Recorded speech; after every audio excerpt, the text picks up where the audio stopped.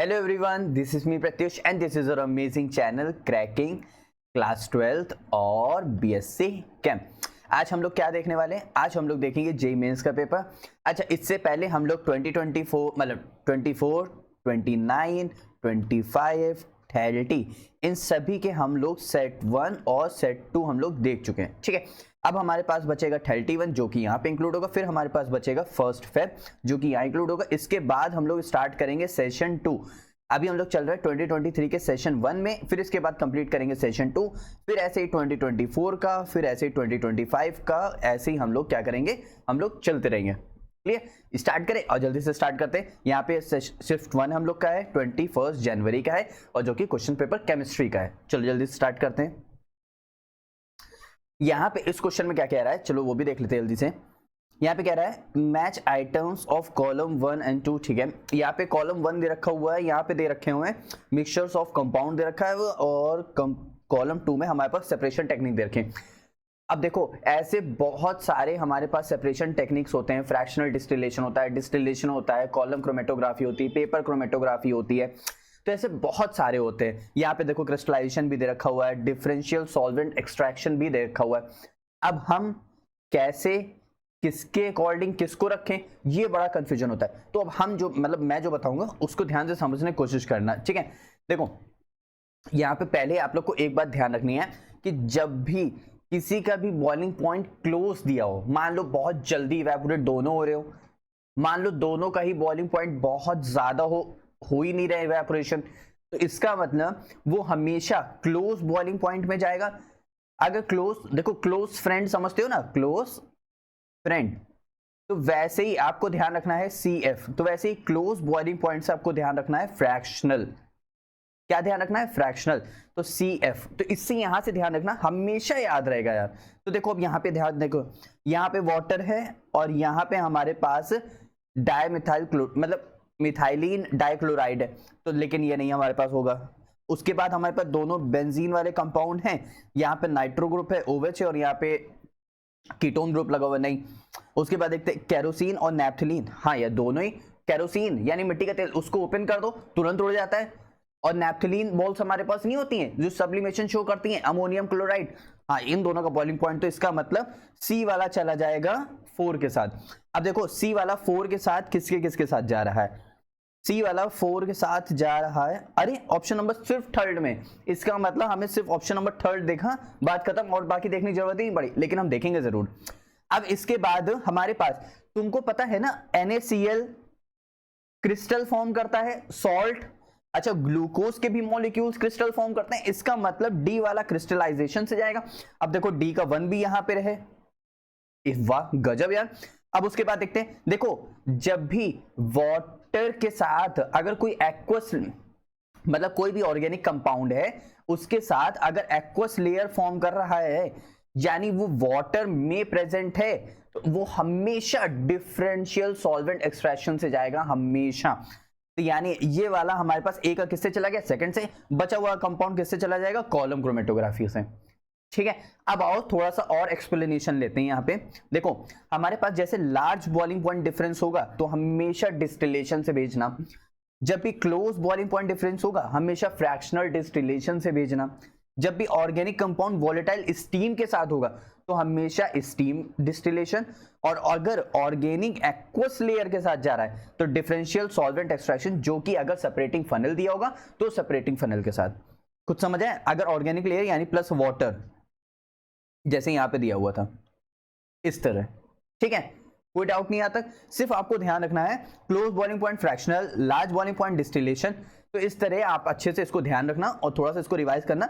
अब इतना से तो पार्ट रिवाइज कर सकते हैं, इतने पार्ट से अच्छा ही है। तो यहाँ पे हमारे पास A का सेकंड है, B का हमारे पास थर्ड है, C का हमारे पास फर्स्ट है, अरे फर्स्ट नहीं, C का हमारे पास फोर्थ है और D का हमारे पास फर्स्ट है। तो यानी ऑप्शन नंबर थर्ड यहाँ से हमारे पास क्या हो जाएगा बच्चों, करेक्ट हो जाएगा। क्लियर, नेक्स्ट क्वेश्चन देखें, और नेक्स्ट क्वेश्चन देखते हैं। यहाँ पे इस क्वेश्चन में क्या कह रहा है, अच्छा यहाँ पे हमको नाइट्रो ग्रुप दिया हुआ है, इसका मतलब ये रहा बेंजीन, ये रहा NO2, ये रहा नाइट्रो बेंजीन। ठीक है, नाइट्रो बेंजीन का यहाँ पे H2 और पैलिडियम के साथ रिएक्शन करा रहे हैं, CH2 H5OH, अच्छा इथेनॉल यानी, अच्छा इसका मतलब जब भी ध्यान रखना, ये तो इन्होंने क्या किया है, एक अलग से एक सॉल्वेंट एक्सट्रैक्शन लिया है जिससे रिएक्शन आगे फर्दर प्रोसीड हो सके। अब यहां से क्या करेगा, यहां से ये रिएक्शन जो है ये NO2 को हटाएगा। ध्यान रखना, मैं बता रहा हूं, ध्यान समझने की कोशिश करना, NO2 का जब भी रिडक्शन होगा तो हमेशा हम लोग को क्या मिलेगा, अमीन मिलेगा। ठीक है, इतनी बात समझ आई। अच्छा तो यानी यहां से हम लोग को मिल गया अमीन। अच्छा तो यहां से जब अमीन हमारे पास आ गया तो यहां से हमारे पास आ गया इस तरह बेंजीन, और यहां पे लगा हुआ है NH2। अच्छा तुम लोग ने एस्पिरिन वाली रिएक्शन पढ़ी हुई है, और मैं थोड़ा सा बताता हूं, उससे तुमको हमेशा के लिए याद हो जाएगा। देखो एस्पिरिन फॉर्मेशन थोड़ा सा लंबी नहीं है, सिर्फ एक सेकंड स्टैंड बाय प्लीज। तो यहाँ पे जैसे हमारे पास बेंजीन है, ठीक है, यहाँ पे हमारे पास लगा हुआ है COH, और यहाँ पे हमारे पास लगा हुआ है H, इसको बोलते हैं सैलिसिलिक एसिड। ठीक है, coal based symmetry reaction, CO2 का निकलना, हाँ बस वही सब है। तो यहाँ से हमारे पास इसको हम लोग रिएक्ट कराते हैं, या तो हमारे पास हो एसिटिक एसिड, या तो हमारे पास हो acetic anhydride CH3, C double bond O, C double bond O, CH3। देखो अब तुम यहां देखने की कोशिश करना, देखो ये वाला जो कंपाउंड है और ये वाला कंपाउंड है, दोनों सेम है। देखो CH3 कितने, 2, तो 2 CH3 हो गए हमारे पास। ठीक, फिर कार्बन कितने हैं, 2, तो कार्बन 2 हो गए। O कितने हैं, 2, तो कार्बन और ऑक्सीजन को मैंने अंदर ले लिया, बाहर एक ऑक्सीजन रख दिया, एसिटिक एनहाइड्राइड। इसमें से होता क्या है, इसमें से एक H इसके साथ निकल जाएगा, किसके साथ, एसिटिक एसिड के फॉर्म में। तो देखो क्या निकल रहा है, देखो हमारे पास CH3, C double bond O और ये वाला H, तो ये वाला H, तो ये पूरा पूरा कंपाउंड निकल गया। मैं इसको हटा दूं पूरा पूरा, ऐसे मैंने इसको हटा दिया, इसको हटा दिया, इसको हटा दिया, इसको हटा दिया, इसको हटा दिया। अब हमारे पास क्या बच गया, अब हमारे पास ये वाला पूरा का पूरा कंपाउंड बच गया। तो यानी यहां से हमारे पास C double bond O, CH3 आएगा।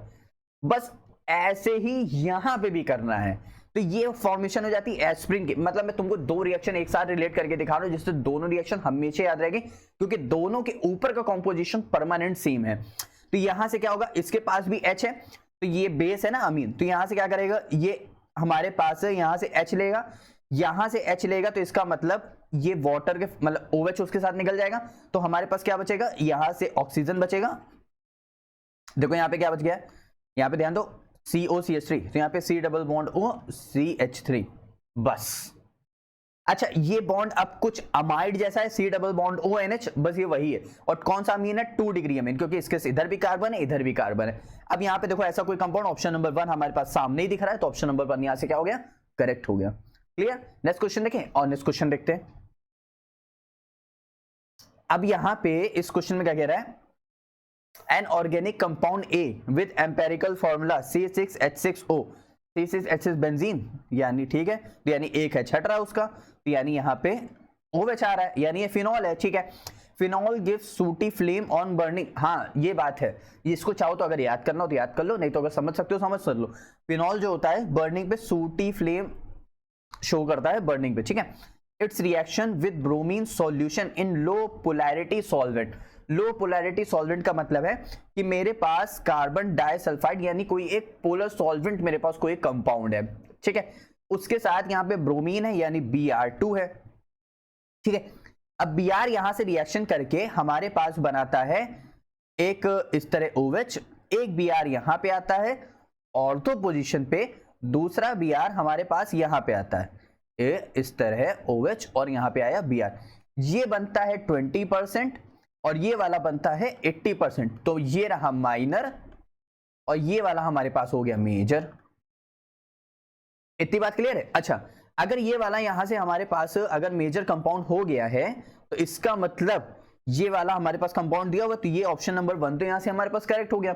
लेकिन क्या ब्रोमीन के साथ सिर्फ यही एक रिएक्शन होती है? नहीं, ब्रोमीन के साथ 2 रिएक्शन होती है। ब्रोमीन के साथ एक और रिएक्शन होती है कि कभी कभी ब्रोमीन देता है और उसके साथ हमको दे देता है टेम्परेचर 273 केल्विन।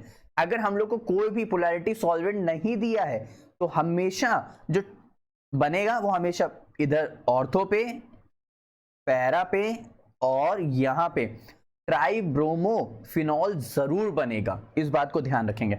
लेकिन यहां पे हमारे पास ऐसा कुछ नहीं है, तो यहां से हमारे पास ऑप्शन नंबर 1 क्या हो जाएगा बच्चों, करेक्ट हो जाएगा। ठीक है, समझ आए अच्छे से। नेक्स्ट क्वेश्चन देखिए और नेक्स्ट क्वेश्चन देखते हैं।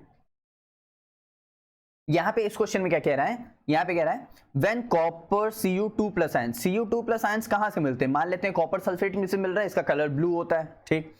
इस ट्रीटेड विद Ki के साथ ट्रीट कर रहे हैं तो Ki के साथ ट्रीट कर रहे हैं। मैं बताता हूँ पहले यहाँ पे प्रोडक्ट क्या बनेगा, पहले एक साथ सारे प्रोडक्ट बना देते हैं। यहाँ से बनता है Cu2I2 प्लस यहाँ से निकलता है I2, ठीक है, और बाकी बचा KSO4 यहाँ से निकल जाएगा, यानी K2SO4 यहाँ से निकल जाता है, ठीक है।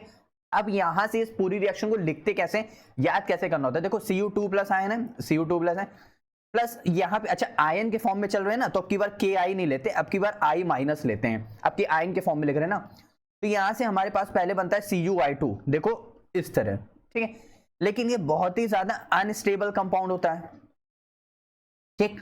अब I- क्या है, स्ट्रॉन्ग रेड्यूसिंग एजेंट है, तो दूसरे को क्या करेगा, रेड्यूस, यहाँ पे Cu2+ की मतलब Cu की वैलेंसी कितनी है 2+, तो क्या करेगा, रेड्यूस करेगा, तो कितने में कर देगा, 1+ में करेगा ना, इससे ज्यादा तो करेगा नहीं। तो CuI2 को ये फर्दर डिकम्पोज कराता है, तो Cu2I2 में निकल जाता है प्लस I2 यहां से निकल जाता है, ठीक है। रिएक्शन बैलेंस करनी है, तुम यहाँ पे 2 लगा देते हैं, रिएक्शन बैलेंस हो जाती है। अब यहां से एक बात समझने वाली है कि यहां से इसने Cu2+ को Cu+ में कन्वर्ट आखिरकार क्यों किया, तो यहां समझते हैं। हमारे पास क्या है Cu29, तो यहाँ पे 4s1 3d10 होता है, अगर Cu+ लेंगे तो एक इलेक्ट्रॉन चला जाएगा, 3d10 बचेगा, अगर Cu2+ लेंगे तो एक और इलेक्ट्रॉन निकल जाएगा, 3d9 हो जाएगा। तो अगर 3d10 की बात करोगे तुम तो 1 2 3 4, तो 1 2 3 4 5 6 7 8 9 10, तो फुल्ली फिल्ड इलेक्ट्रॉनिक कॉन्फ़िगरेशन आ रहा है, इसका मतलब बहुत ज्यादा स्टेबल आ रहा है, तो इसीलिए Cu2+ से वो कन्वर्ट कर देता है Cu+ में, ठीक है। अच्छा यहां तक समझ आ गया। अब हमको फर्दर क्या कराना था भाई, चलो वो तो देख लेते हैं। हमको X तो मिल गया, हमारा X है हमारे पास Cu2I2, तो हमारे पास Cu2I2 ऑप्शन नंबर 3 में है, 4 में है। अब यहां से कह रहा है सोडियम थायोसल्फेट, अच्छा थायोसल्फेट का मतलब होता है H2O3, तो थायोसल्फेट हमारे पास क्या होता है, H2O3 होता है, ठीक है। अब यहाँ पे सोडियम थायोसल्फेट, तो यहाँ पे सोडियम आ जाता है। अब कह रहा है the solution is treated with sodium thiosulphate, यानी जो हमारे पास बना है, तो हमारे पास ये जो I2 है इसको हम ट्रीट कराते हैं Na2S2O3। अब एक और पॉइंट समझने की कोशिश करना, I- strong reducing agent, I2 strong oxidising agent, तो क्या करेगा, अब ऑक्सीडाइज करेगा, तो इसका मतलब ये कन्वर्ट हो जाता है S4O6 में। अब यहां पे रहेगा Na2S4O6 में कन्वर्ट हो जाता है, प्लस मेरे पास यहां से जो भी वगैरह वगैरह आई के प्रोडक्ट यानी NaI निकल जाएगा। भाई रिएक्शन बैलेंस करोगे ना तो यहाँ पे 2 लगाओगे तब जाके, लेकिन 4 Na हो जाएंगे, तो यहाँ पे NaI 2NaI के फॉर्म में ये बाहर हो जाता है, ठीक है, समझ आया। तो यहां से हमारे पास पहला क्या था Cu2I2 और दूसरा था Na2S4O6, इसका मतलब मेरे पास यहां से जो ऑप्शन करेक्ट हो रहा होगा Na2S4O6, यानी ये मेरे पास ऑप्शन नंबर 4 मेरे पास यहां से क्या हो गया, करेक्ट हो गया। जैसे कि तुम लोग यहां से देख सकते हो और इसको नोट भी कर सकते हो ताकि तुम लोग की प्रैक्टिस जो है बढ़ती रहे, क्लियर। यहां से हमारे पास इस तरह पूरी इसकी रिएक्शन हो गई और ये हमको मिल गया हमारा कंपाउंड। नेक्स्ट क्वेश्चन देखें और नेक्स्ट क्वेश्चन देखते हैं।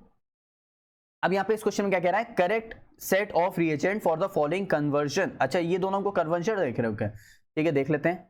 यहाँ पे हमारे पास pH, अच्छा ट्रांस दे रखा हुआ है, तो क्या करें, किसको डिफरेंट करें, pH और CH3, तो यानी H को डिफरेंट करते हैं। तो कार्बन एक H को मैंने यहाँ कर दिया, एक H को मैंने यहाँ कर दिया, एक pH को मैंने यहाँ कर दिया, एक CH3 को मैंने यहाँ कर दिया, ठीक है। मुझे इसको कन्वर्ट करना है सिस में, इसका मतलब कार्बन हाइड्रोजन हाइड्रोजन हाइड्रोजन एक जगह लाने हैं, CH3 एक जगह लाना है और यहाँ पे pH एक जगह लाना। अच्छा एक बात तुमने समझने की कोशिश करना, अगर मैं इस H की जगह में कोई और कंपाउंड ले आऊं वो भी सेम साइड, तब यहाँ पे उसको जब रिमूव कराएंगे तो हाइड्रोजन भी सेम साइड लगेंगे, तो हमारे पास सिस बन जाएगा। अब देखते हैं यहाँ पे, देखो पहले हमको दे रखा हुआ Br2 यानी सभी को Br2 के साथ रिएक्शन कराना है। इसको अगर हम लोग Br2 के साथ रिएक्ट कराएंगे, इसको हम लोग Br2 के साथ मान लेते हैं, मैंने यहाँ पे रिएक्ट कराया, तो यहां से हमारे पास बॉन्ड टूटेगा और Br जाके ऐड हो जाएगा, अच्छा ठीक है। तो यानी हमारे पास बन जाएगा pH, यहाँ पे कार्बन आ जाएगा, यहाँ से हमारे पास डबल बॉन्ड, यहाँ से आ जाएगा हमारे पास CH3, यहाँ से हमारे पास आ जाएगा एक Br, यहाँ से हमारे पास आ जाएगा एक Br, इस तरह रह जाएगा, वो H को हटा देंगे, ठीक है। यहाँ तक समझ आ गया। एक्वस हम लोग ने यूज किया Br, ठीक है। अब इसके बाद हम लोग को यूज करना है, अच्छा अब हमको इसका मतलब Br हटाना पड़ेगा भाई, इसका मतलब अब हमको Br हटाना पड़ेगा, तभी तो ट्रिपल बॉन्ड आएगा, तभी तो H लगेगा, तो फिर डबल बॉन्ड बनेगा। अगर इसका मतलब अगर हम लोग Br हटाएंगे नहीं तो हम लगाएंगे कहां, कार्बन की वैलेंसी फुल है, तो Br को हटाने के लिए हमें करना पड़ेगा हाइड्रोजिनेशन। अब मतलब हेलोजिनेशन करना पड़ेगा, यानी हेलोजन को हटाना पड़ेगा, तो उसके लिए हमें यहाँ पे चाहिए डिहाइड्रो हेलोजिनेशन। अच्छा तुमने एक बात का गौर किया कि मैंने यहां से H क्यों हटा दिया भाई, Br थोड़ी ना H को रिप्लेस कर रहा है, तो इसी वजह से ध्यान रखना, कभी भी ये मिस्टेक नहीं करना। इसीलिए मैं बीच बीच में एक स्टेप हल्का से छोड़ता हूं, ताकि आप 1 मिनट वीडियो को पॉज करके सोचो तो कि ये कर क्यों रहे हैं। तो यहां से हमारे पास क्या आ जाएगा H, और यहां से हमारे पास आ जाएगा H, इतनी बात के लिए। अच्छा अब इसके बाद हम लोग कराएंगे एल्कोहलिक KOH के साथ रिएक्शन, तो यहां पे होगा डिहाइड्रो हेलोजिनेशन, इसका मतलब KBr निकलेगा भाई। देखो, और जो यहां पे हम लोग यूज कर रहे हैं सोडियम अमाइड, ये क्या है, एक स्ट्रॉन्ग बेस है, क्योंकि एल्कोहलिक KOH की टेंडेंसी है एक ही बार रिमूव कराने की, लेकिन जो अमाइड है, जो सोडियम अमाइड है, वो उसकी टेंडेंसी को इंक्रीज करता है ताकि वो 2 बार Br को रिमूव करा सके, 2 बार H को निकाल सके। तो 2 बार KBr निकलेगा तो 2 KBr निकल जाएगा, प्लस मेरे पास 2 OH हैं 2 H हैं, तो मेरे पास इस तरह 2 वाटर मॉलिक्यूल्स मेरे पास निकल जाएंगे, ठीक। अब यहाँ पे 3 वैलेंसी कार्बन की, एक ये वैलेंसी खाली हुई, तो कार्बन पे यहाँ पे आता है ट्रिपल बॉन्ड, ठीक। अब यहाँ पे करा रहे हैं इसका H2, Lindlar's catalyst. Lindlar's catalyst क्या होता है, वो होता है H2, ठीक, in the presence of palladium. और अगर हम लोग एल्डिहाइड से कार्बोक्सिलिक एसिड में जा रहे हैं, कार्बो या फिर अल्कोहल से एल्डिहाइड में जा रहे हैं, तो हम लोग यहाँ पे पॉइजन सल्फर और BaSO4 का यूज करते हैं, लेकिन यहां पे ऐसा कुछ नहीं है, तो यहां पे हम लोग कैल्शियम कार्बोनेट लेते हैं, ठीक है। तो Lindlar's catalyst as a poison की तरह वर्क करता है, तो यहाँ पे पीएच, कार्बन की एक वैलेंसी हटेगी, H आएगा, तो यहाँ पे H आया, ठीक, और यहाँ पे इसमें CH3। लिंड्स लार्ज कैटलिस्ट को H2 पैलेडियम प्रेजेंस को हम लोग सिन एडिशन भी बोलते हैं। क्या बोलते हैं, सिन एडिशन, मतलब सेम साइड अटैक होना, सेम साइड रिएक्ट करना, तो इसीलिए यहां पे हमारे पास सिस बन जाता है। तो यहां पे हमने क्या बना दिया, ट्रांस से सिस बना दिया, समझ आया। तो यहां पे हमारे पास ऑप्शन नंबर 4 यहां से मेरे पास यहां से क्या हो गया बच्चों, करेक्ट हो गया, क्योंकि एल्कोहलिक KOH लेना था तो एल्कोहलिक KOH लिया, लिंड्स लार्ज कैटलिस्ट लेना था तो लिंड्स लार्ज कैटलिस्ट लिया, और यहां से हम लोगों ने पूरा का पूरा इसको फिनिश कर दिया। यानी ऑप्शन नंबर 4 नहीं है, ऑप्शन नंबर 2 है मेरा यार। यहां से ये 4 हटाओ, ये गलत है भाई साहब, गलत है भाई साहब।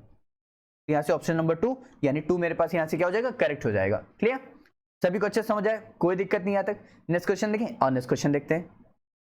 यहाँ पे इस क्वेश्चन में क्या कह रहा है, कंसीडर द फॉलोइंग रिएक्शन। अच्छा ठीक है, प्रोपेन अल मिथेन अल, अरे दोनों एल्डिहाइड हैं, क्या मतलब भाई, ये कहीं CH3 CH2 C double bond OH, ठीक, प्लस का साइन, इसका मतलब यहां पे हमारे पास इथेन अल नहीं मिथेन अल था, तो यहां पे H C double bond OH, दोनों एल्डिहाइड हैं और NaOH से जा रहे हैं, NaOH से जा रहा है, तो डाइल्यूट NaOH से जा रहा है, इसका मतलब कहीं ना कहीं ये एल्डोल रिएक्शन तो नहीं शो कर रहा है, एल्डोल रिएक्शन शो कर रहा है। एल्डोल रिएक्शन की मैं ट्रिक करता हूं कि इन दोनों को मैं एज इट इज रखता हूं और इसका H मैं इसको दे देता हूं, तो हमारे पास क्या बन जाता है, देखो CH3 CH2, यहां पे आ गया OH, ठीक, इस H को मैं नीचे यहां पे उतार देता हूं, तो मैंने यहां पे उतार दिया, बाकी ये बचा कार्बन के साथ पूरा अटैच कर देता हूं, तो कार्बन के साथ यहां पे C डबल बॉन्ड OH आ जाएगा, ठीक है। तो ये हमारे पास बन जाता है पूरा का पूरा। अच्छा मैं इस H को भी ओपन कर देता हूं क्योंकि आगे जरूरत पड़ेगी, तो मैंने इसको भी ओपन कर दिया। तो मैं एल्डोल रिएक्शन को एकदम ट्रिक ऐसे करता हूं, मैं पूरी मैकेनिज्म में नहीं जाता। इसके बाद कह रहे हैं भाई साहब आप इसको हीट करिए, तो अल्फा और बीटा वाले कार्बन से H रिमूव होता है, जिस कार्बन से लगा हुआ है OH उसको अल्फा ले लो, उसके बगल वाले कार्बन को बीटा ले लो, तो यहां से OH निकल जाएगा, तो हमारे पास बचेगा CH3, यहाँ पे हमारे पास आएगा CH, डबल बॉन्ड आ जाएगा ना, तो CH, यहाँ पे हमारे पास आ जाएगा OH और ये H, इस तरह हमारे पास पूरा कंपाउंड बन जाएगा। अब इसके बाद क्या कह रहा है वो भी देख लेते हैं। इसके बाद यहाँ पे हमले से कह रहा है ऑप्शन नंबर 3 में NaCN के साथ रिएक्ट कराना है, और जल्दी से देख लेते हैं NaCN यानी ऑप्शन नंबर 3। इसका मतलब यहाँ पे NaCN जो है वो Na प्लस CN माइनस में टूट जाएगा। अच्छा ठीक है, अब यहाँ पे देखते हैं, तो अब यहाँ पे हमारे पास कार्बोनिल कंपाउंड तो भाई साहब यही है, तो ऑक्सीजन के ऊपर आएगा नेगेटिव, इसके ऊपर आएगा पॉजिटिव, तो Na+ और Cn- है, तो Cn- यहाँ पे अटैक मारेगा, तो Cn- जब यहाँ पे अटैक मारेगा इसका मतलब Cn- इस तरह बन जाएगा और यहाँ पे चला जाएगा Na+। ठीक है, अब इसके बाद देखिए क्या कह रहा है, इसके बाद हमसे कह रहा है हाइड्रोलिसिस। अच्छा, हाइड्रोलिसिस में क्या होगा, इसका मतलब Cn का अगर हम लोग हाइड्रोलिसिस करते हैं तो ध्यान समझने की कोशिश करना, तो हम लोग को मिलता है कार्बोक्सिलिक एसिड। Cn का अगर हम लोग रिडक्शन करते हैं यानी H में एडिशन करते हैं उसका, तो हम लोग को मिलता है यहां से अमीन यानी CH2NH2। इस बात का ध्यान रखना। तो चलो उसका कर देते हैं। Cn का क्या कर रहे हैं, हाइड्रोलिसिस, तो हाइड्रोलिसिस में यहाँ पे इसको हटाओ, यहाँ पे कार्बोक्सिलिक एसिड लगाओ, COH लगाओ, फिर यहाँ से हमारे पास इसको Na चला जाएगा OH के साथ और यहाँ पे H आ जाएगा, और अरे यहाँ पे डबल बॉन्ड नहीं सिंगल बॉन्ड। ठीक है, अच्छा ये हमारे पास पूरा पूरा कंपाउंड बन गया।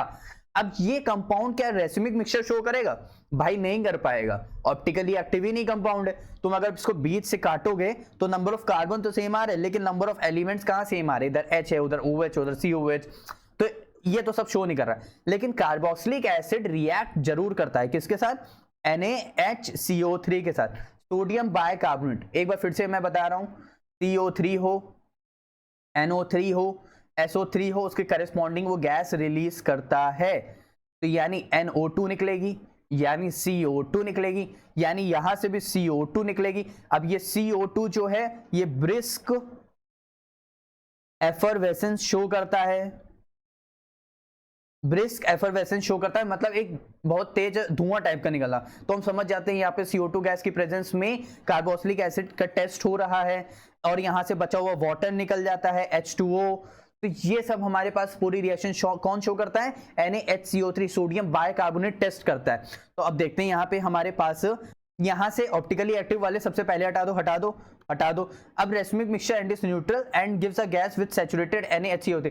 रेसमिक मिक्सचर का मतलब समझते हो, वो D और L फॉर्म करना, दोनों को मिला करके उसका रेसमिक मिक्सचर बनाना। अब पहले नंबरिंग देना कि हाइट, ये देखो यहाँ पे इस तरह, देखो देखो जैसे कार्बोक्सिलिक एसिड बड़ा है तो 1, फिर ये 2, तो ऐसे एंटी वो क्लॉकवाइज डायरेक्शन चल रहा है, तो बस उस तरह। ठीक है, तो इसी तरह रेसमिक मिक्सचर। लेकिन यहाँ पे न्यूट्रल गैस तो नहीं है, यहाँ पे CO2 गैस रिलीज हो रही है, इसलिए यहाँ पे तो न्यूट्रल, तो यहाँ पे गलत हो जाएगा, यानी ऑप्शन नंबर 2 मेरे पास यहाँ से क्या हो जाएगा, करेक्ट हो जाएगा, यानी ऑप्शन नंबर 2 करेक्ट है भाई, यहाँ से 3 नहीं, तो ये हमारे पास इसका आंसर हो जाएगा। क्लियर, नेक्स्ट क्वेश्चन देखें, और नेक्स्ट क्वेश्चन देखते हैं जल्दी से। यहाँ पे इस क्वेश्चन में क्या कह रहा है, the method is not involve in the concentration of ore. देखो कंसंट्रेशन ऑफ ओर मतलब समझते हो, ओर को साफ करना, कंसंट्रेशन करना, मतलब ओर को, जैसे मान लेते हैं मुझे कुछ चोट नहीं, मुझे नहीं, किसी और जैसे कुछ चोट लग गई, चलो मुझे ही लग गई, ठीक है, तो मैंने उसे नहीं, उसको साफ करते हैं, पानी साफ करते हैं या स्प्रिट लगाते हैं, उसको क्लीन करते हैं उस चोट को, उसको कंसंट्रेट करना, उसको साफ करना, उसको उसका मेन कंसंट्रेशन ऑफ ओर बोलते हैं। तो यहाँ पे कौन सा प्रोसेस इन्वॉल्व नहीं, मैं बता देता हूं, वो प्रोसेस हमारा लिक्वेशन इन्वॉल्व नहीं है और इलेक्ट्रोलिसिस इन्वॉल्व नहीं। तुम देखो लिक्वेशन में क्या होता है, हमारे पास ओर का ग्राइंडिंग होगा या फिर क्या कहते हैं ओर का प्योरिफिकेशन होगा, ठीक है, तो यहाँ पे लिक्वेशन में ये होता है। इलेक्ट्रोलिसिस में हमारे पास, जैसे मान लेते हैं एक एल्यूमिनियम का ही लेते हैं, शायद तुम लोग ने सुना हो एल्यूमिना Al2O3, तो यहाँ पे हमारे पास इलेक्ट्रोड में Al रहता है, ऑक्सीजन रहता है, एक प्लस चार्ज वाला रहेगा, एल्यूमिनियम के पास 3 प्लस चार्ज है, तो वो कैथोड पे मूव करता है और वहां से जा करके अपने इलेक्ट्रॉन का डिस्चार्ज करता है, 3 इलेक्ट्रॉन गेन करके Al में कन्वर्ट होता है। तो इलेक्ट्रोलिसिस में डिस्चार्ज ऑफ इलेक्ट्रॉन्स हो रहे हैं, क्या हो रहा है, कंसंट्रेशन नहीं हो रहा है। बाकी लीचिंग हो गया, हाइड्रोलिक वॉशिंग हो गया, फ्रॉथ फ्लोटेशन हो गया, इन सब में कंसंट्रेशन ऑफ ओर का यूज हो रहा है, मतलब हो रहा है। क्लियर, तो यहां से ये हमारे पास फ्लोटेशन प्रोसेस जानते हो, फ्रॉथ फ्लोटेशन प्रोसेस बहुत ही ज्यादा इजी प्रोसेस है। मान लो तुमने कंटेनर लिया, उसमें तुमने क्या लिया, oil plus water, oil plus water लिया, अब तुमको करना है ओर का कंसंट्रेशन, तो तुमने क्या किया, उस यहाँ पे सब कुछ फिल है, तो तुमने अब ओर लिया, तो ओर क्या होगा, ऑयल के साथ, बाई ओर क्या, ऑयल क्या होता है, ऊपर पानी के ऊपर तैर जाएगा, तो उसके साथ चिपक करके सारी उसकी इम्प्योरिटी भी ऊपर आ जाएगी, सारी मिट्टी गंदगी जितना भी हमारा गैंग्योमेट्रिक पार्टिकल्स है वो सब क्या होगा, ऊपर उड़ के आ जाएगा। बाकी बचा हमारे पास नीचे जितना भी ओर होगा वो हमारे पास सेटल डाउन हो जाएगा। मान लेते हैं जैसे आयरन है तो वो नीचे सेटल डाउन हो जाएगा। कुछ समझ आया पक्का अच्छे से? तो बस यही सब चीजें, तो यहां से हमारे पास ऑप्शन नंबर ए और सी यहां से नहीं है, तो ऑप्शन नंबर ए और सी नहीं है, तो ऑप्शन नंबर 3 मेरे पास यहां से क्या हो गया, करेक्ट हो गया। क्लियर। नेक्स्ट क्वेश्चन देखें, और नेक्स्ट क्वेश्चन देखते हैं जल्दी से। अब यहाँ पे इस क्वेश्चन में क्या कह रहा है, प्रोटीन एक्स है विद मॉलिक्यूलर वेट इतना, ओ भाई ठीक है, on hydrolysis gives amino acid. अच्छा, पहली बात अमीनो एसिड बनाना जानते हो, कार्बन, उसके साथ लगाओ एक कार्बोक्सिलिक एसिड, उसके साथ लगाओ एक अमीन ग्रुप, उसके साथ लगाओ एक H ग्रुप, उसके साथ लगाओ एक R ग्रुप।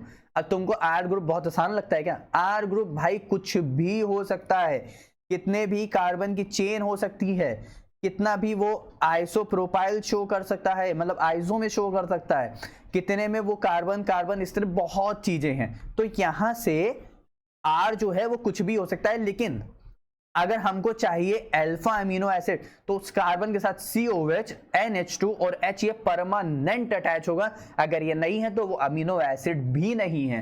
तो अमीनो एसिड कौन होगा? जिस कार्बन के साथ OH, NH2 और H लगा होगा। बाकी इसको चेंज करते जाओ। अब तुमको एक एग्जांपल देते हैं, इसको मैंने हटाया, H लगाया, ग्लाइसिन, ठीक है, इसको मैंने हटाया, इस तरह मैंने यहाँ पे यहाँ पे मैंने कार्बन लगाया, इसके साथ 2 CH3 लगा दिए, ठीक है। बहुत जगह ऐसे मिलता है, कंफ्यूज नहीं होना, इसको हटा के वो ऐसे दे देते हैं, इस तरह कार्बन और कार्बन। इसको बोलते हैं वैलाइन, यानी वैलीन का स्ट्रक्चर। अगर यहीं पे एक कार्बन और बढ़ा दो, इस तरह एक कार्बन और बढ़ा दिया ना, अब इसके साथ ये लगा दिया, अब देखो ये आइसोप्रोपाइल वाला स्ट्रक्चर नहीं है, तो इसको बोलते हैं ल्यूसीन। तो ध्यान रखना, ऐसे ही सब स्ट्रक्चर चेंज होते जाते हैं, तो लेकिन हमारे पास ये स्ट्रक्चर परमानेंट सेम होगा, तो अल्फा अमीनो एसिड या फिर अमीनो एसिड वही कहलाएगा। तो और देखते हैं, यहाँ पे अमीनो एसिड कार्बन है, ठीक है, उसके साथ एक मिथाइल ग्रुप है, एक H है, लेकिन ना अमीन और CH2 दोनों ही अलग है, यानी ऑप्शन नंबर 1 तो बहुत ही ज्यादा गलत है। कार्बन के साथ CH2 है, H है, लेकिन अमीन नहीं, तो ये भी गलत हो गया। कार्बन के साथ NH2 है, CH3 मिथाइल ग्रुप है, लेकिन फिर COH बहुत अलग है, नहीं हो गया। यानी इसके बाद इसको भी देख लेते हैं, तो यानी हमारे पास यहाँ से कार्बन है, उसके साथ एक H है, उसके साथ अमीन है, उसके साथ COH है, बाकी उसके साथ पूरा कंपाउंड लगा हुआ है। अब देखो ये ल्यूसीन नहीं है, देखो यहाँ पे कार्बन है, देखो कार्बन है, उसके साथ एक और कार्बन, उसके साथ एक और कार्बन, 2 H लगे हुए, 2 कार्बन लगे हुए हैं यहाँ पे, ल्यूसीन का स्ट्रक्चर। तो यानी ये ऑप्शन नंबर 4 मेरे पास यहाँ से क्या हो जाएगा? करेक्ट हो जाएगा। क्यों करेक्ट हो जाएगा? क्योंकि ये परफेक्ट एमिनो एसिड है, तो ऑप्शन नंबर 4 मेरे पास यहाँ से क्या हो जाएगा? करेक्ट हो जाएगा। क्लियर। नेक्स्ट क्वेश्चन देखें, और नेक्स्ट क्वेश्चन देखते हैं जल्दी से। अच्छा, अब यहाँ पे कह रहा है मैच लिस्ट 1 विद लिस्ट 2 कह रहा है, ठीक है। लिस्ट में हमारे पास सारे हमको ये सब दे रखे हुए हैं, ठीक है। आओ बनाते हैं XZA4। पहले हाइब्रिडाइजेशन निकालो। सबसे पहले आउटर मोस्ट इलेक्ट्रॉन XZ का 8, क्योंकि नोबल गैसेस है तो सबके आउटर मोस्ट में 8 electrons, plus monovalent atom. Monovalent atom कौन है? फ्लोरीन, हाइड्रोजन, हैलोजेंस, तो यानी कितने? 4, तो यानी डिवाइड बाय 2 यानी 6। इसका मतलब 4 अगर फ्लोरीन है तो 2 कौन होंगे? Lone pairs. तो XZ एक फ्लोरीन, एक फ्लोरीन, एक फ्लोरीन, एक फ्लोरीन, एक आ गया हमारे पास इस तरह लोन पेयर्स। अब देखो ये कुछ स्क्वायर प्लेनर जैसा आ रहा है, प्लेन में आ रहा है, इसका मतलब ए का मेरे पास चला गया सेकंड। अब ए का सेकंड कहां पे? ए का सेकंड ऑप्शन नंबर 3 में है, ऑप्शन नंबर 4 में, ठीक। SF4, okay. अच्छा, मान लेते हैं मुझे SF4 का नहीं आता था, लेकिन मुझे अमोनियम आयन का तो बहुत अच्छे से आता है यार। कैसे? मान लेते हैं अमोनिया का स्ट्रक्चर कैसे होता है? इस तरह H और H ऐसे होता है, ठीक है।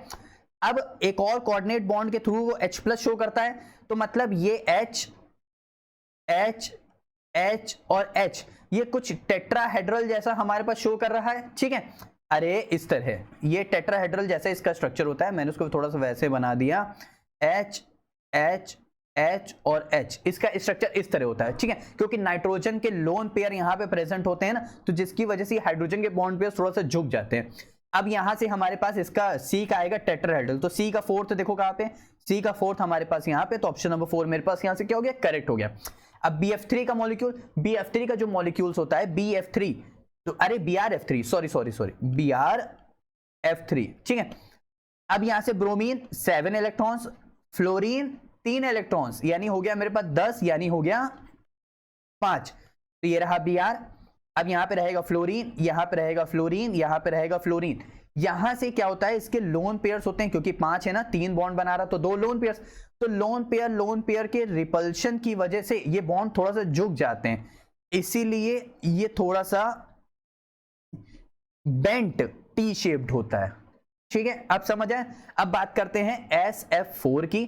S यानी हमारे पास इसके वैलेंस शेल में 6 इलेक्ट्रॉन्स प्लस फ्लोरीन 4 इलेक्ट्रॉन्स, तो हमारे पास यहां से कितना हो जाएगा 10 इलेक्ट्रॉन्स यानी 5 हो जाएगा भाई। देखो SF4 ठीक है 5 हो जाएगा।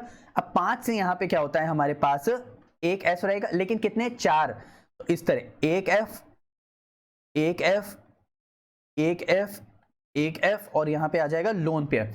अब देखो तुमने सीसॉ देखा है ना, तो एक इस तरह लगा होता है, इस तरह लगा होता है, यहाँ पे एक बच्चा बैठा होता है, यहाँ पे एक बच्चा बैठा होता है, तो ये बस वही चीज है, थोड़ा सा सीसॉ शेप जैसा हो जाता है। तो यानी मेरे पास यहाँ से हमको हाइब्रिडेशन निकालना आया, यहाँ से हमको आया, तो यानी SF4 का चला जाएगा सीसॉ, NH4 का चला जाएगा यहाँ पे और Br का चला जाएगा बेंट टी शेप, यानी ऑप्शन नंबर 4 मेरे पास यहाँ से क्या हो जाएगा बच्चों, करेक्ट हो जाएगा। क्लियर। नेक्स्ट क्वेश्चन देखें और जल्दी जल्दी नेक्स्ट क्वेश्चन देखते हैं। यहां पे इस क्वेश्चन में क्या कह रहा है, Nd2 प्लस Nd लैंथेनाइट की सीरीज में है क्या? हाँ भाई लैंथेनाइट की सीरीज में। अब लैंथेनाइट की सीरीज हमारे पास से स्टार्ट होती है 57 से 71 तक जाती है। ठीक, अच्छा ठीक है, इसका मतलब ये क्या है, ये है नियोडायमियम, इसको हम लोग लिखते हैं शॉर्ट फॉर्म इसका Nd, इसका एटॉमिक नंबर होता है 60। अब ये लैंथेनाइड है तो यानी ये F ऑर्बिटल तो होगा, यानी F है तो इसका मतलब इसके पास D भी होगा और S भी होगा। ठीक है, अब इसका मतलब मेरे पास Nd है, इसका मतलब मेरे पास F भी होगा, D भी होगा, S भी होगा। अब मुझे पता है इसके पहले जेनॉन की नोबल गैस आती है 54, क्या आता है 54, यानी 54 तो निकल गए, तो हमारे पास बचा 60 में अब बचा 6, 2 तो यहां पे चला जाता है, 2 कहां चला जाता है, S तो हमेशा फुलफिल्ड रहेगा। अब ये F ऑर्बिटल है तो F में तो इलेक्ट्रॉन्स होंगे ना, तो F में आ जाते हैं 4 इलेक्ट्रॉन्स, इसीलिए ये हमारे पास आ जाता है 4F 6S2। तो यानी ऑप्शन नंबर मेरे पास यहां से 4 क्या हो जाता है, करेक्ट हो, और D क्या रहता है 0 रहता है। अब हम बच्चों कैसे पहचानेंगे किसका D 0 रहता है? अब और मैं तुम्हें सारी सीरीज दिखाता हूं, मैं इसको थोड़ा छोटा कर दूं, देखो दिख रहा है ना। अब देखो यहां से समझते जाना, देखो सबसे पहले हमारे पास यहां से आता है लैंथेनम, यहां से हमारे पास कौन आता है लैंथेनम,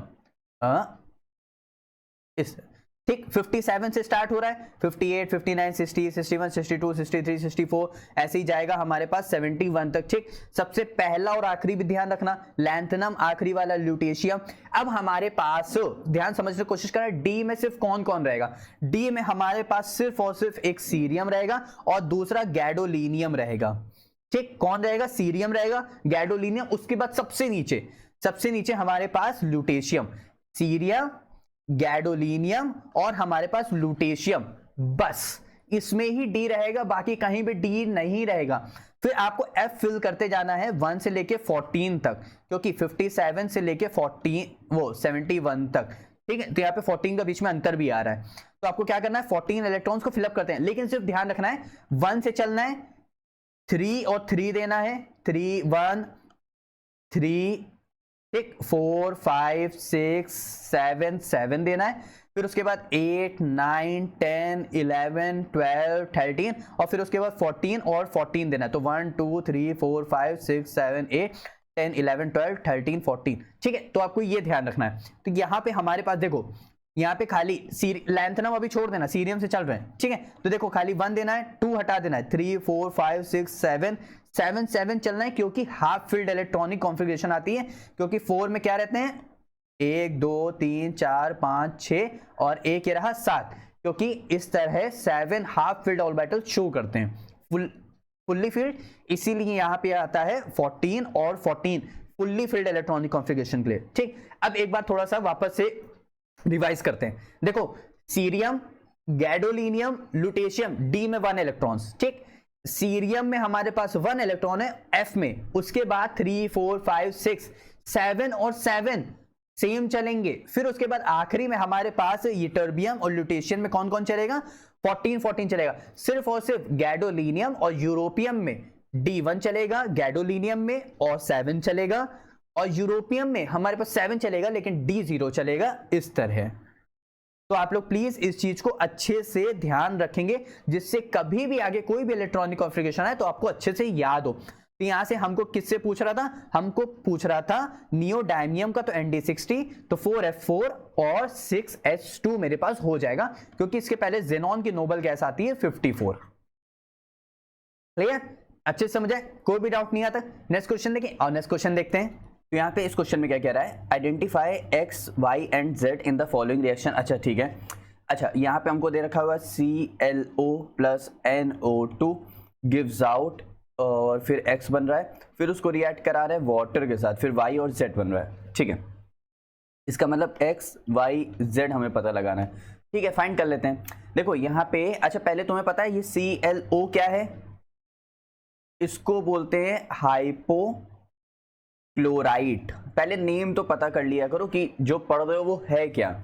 ठीक है, क्या है हाइपोक्लोराइट। अगर ClO2 कर दूं तो तब ये हो जाएगा हमारे पास क्लोराइट।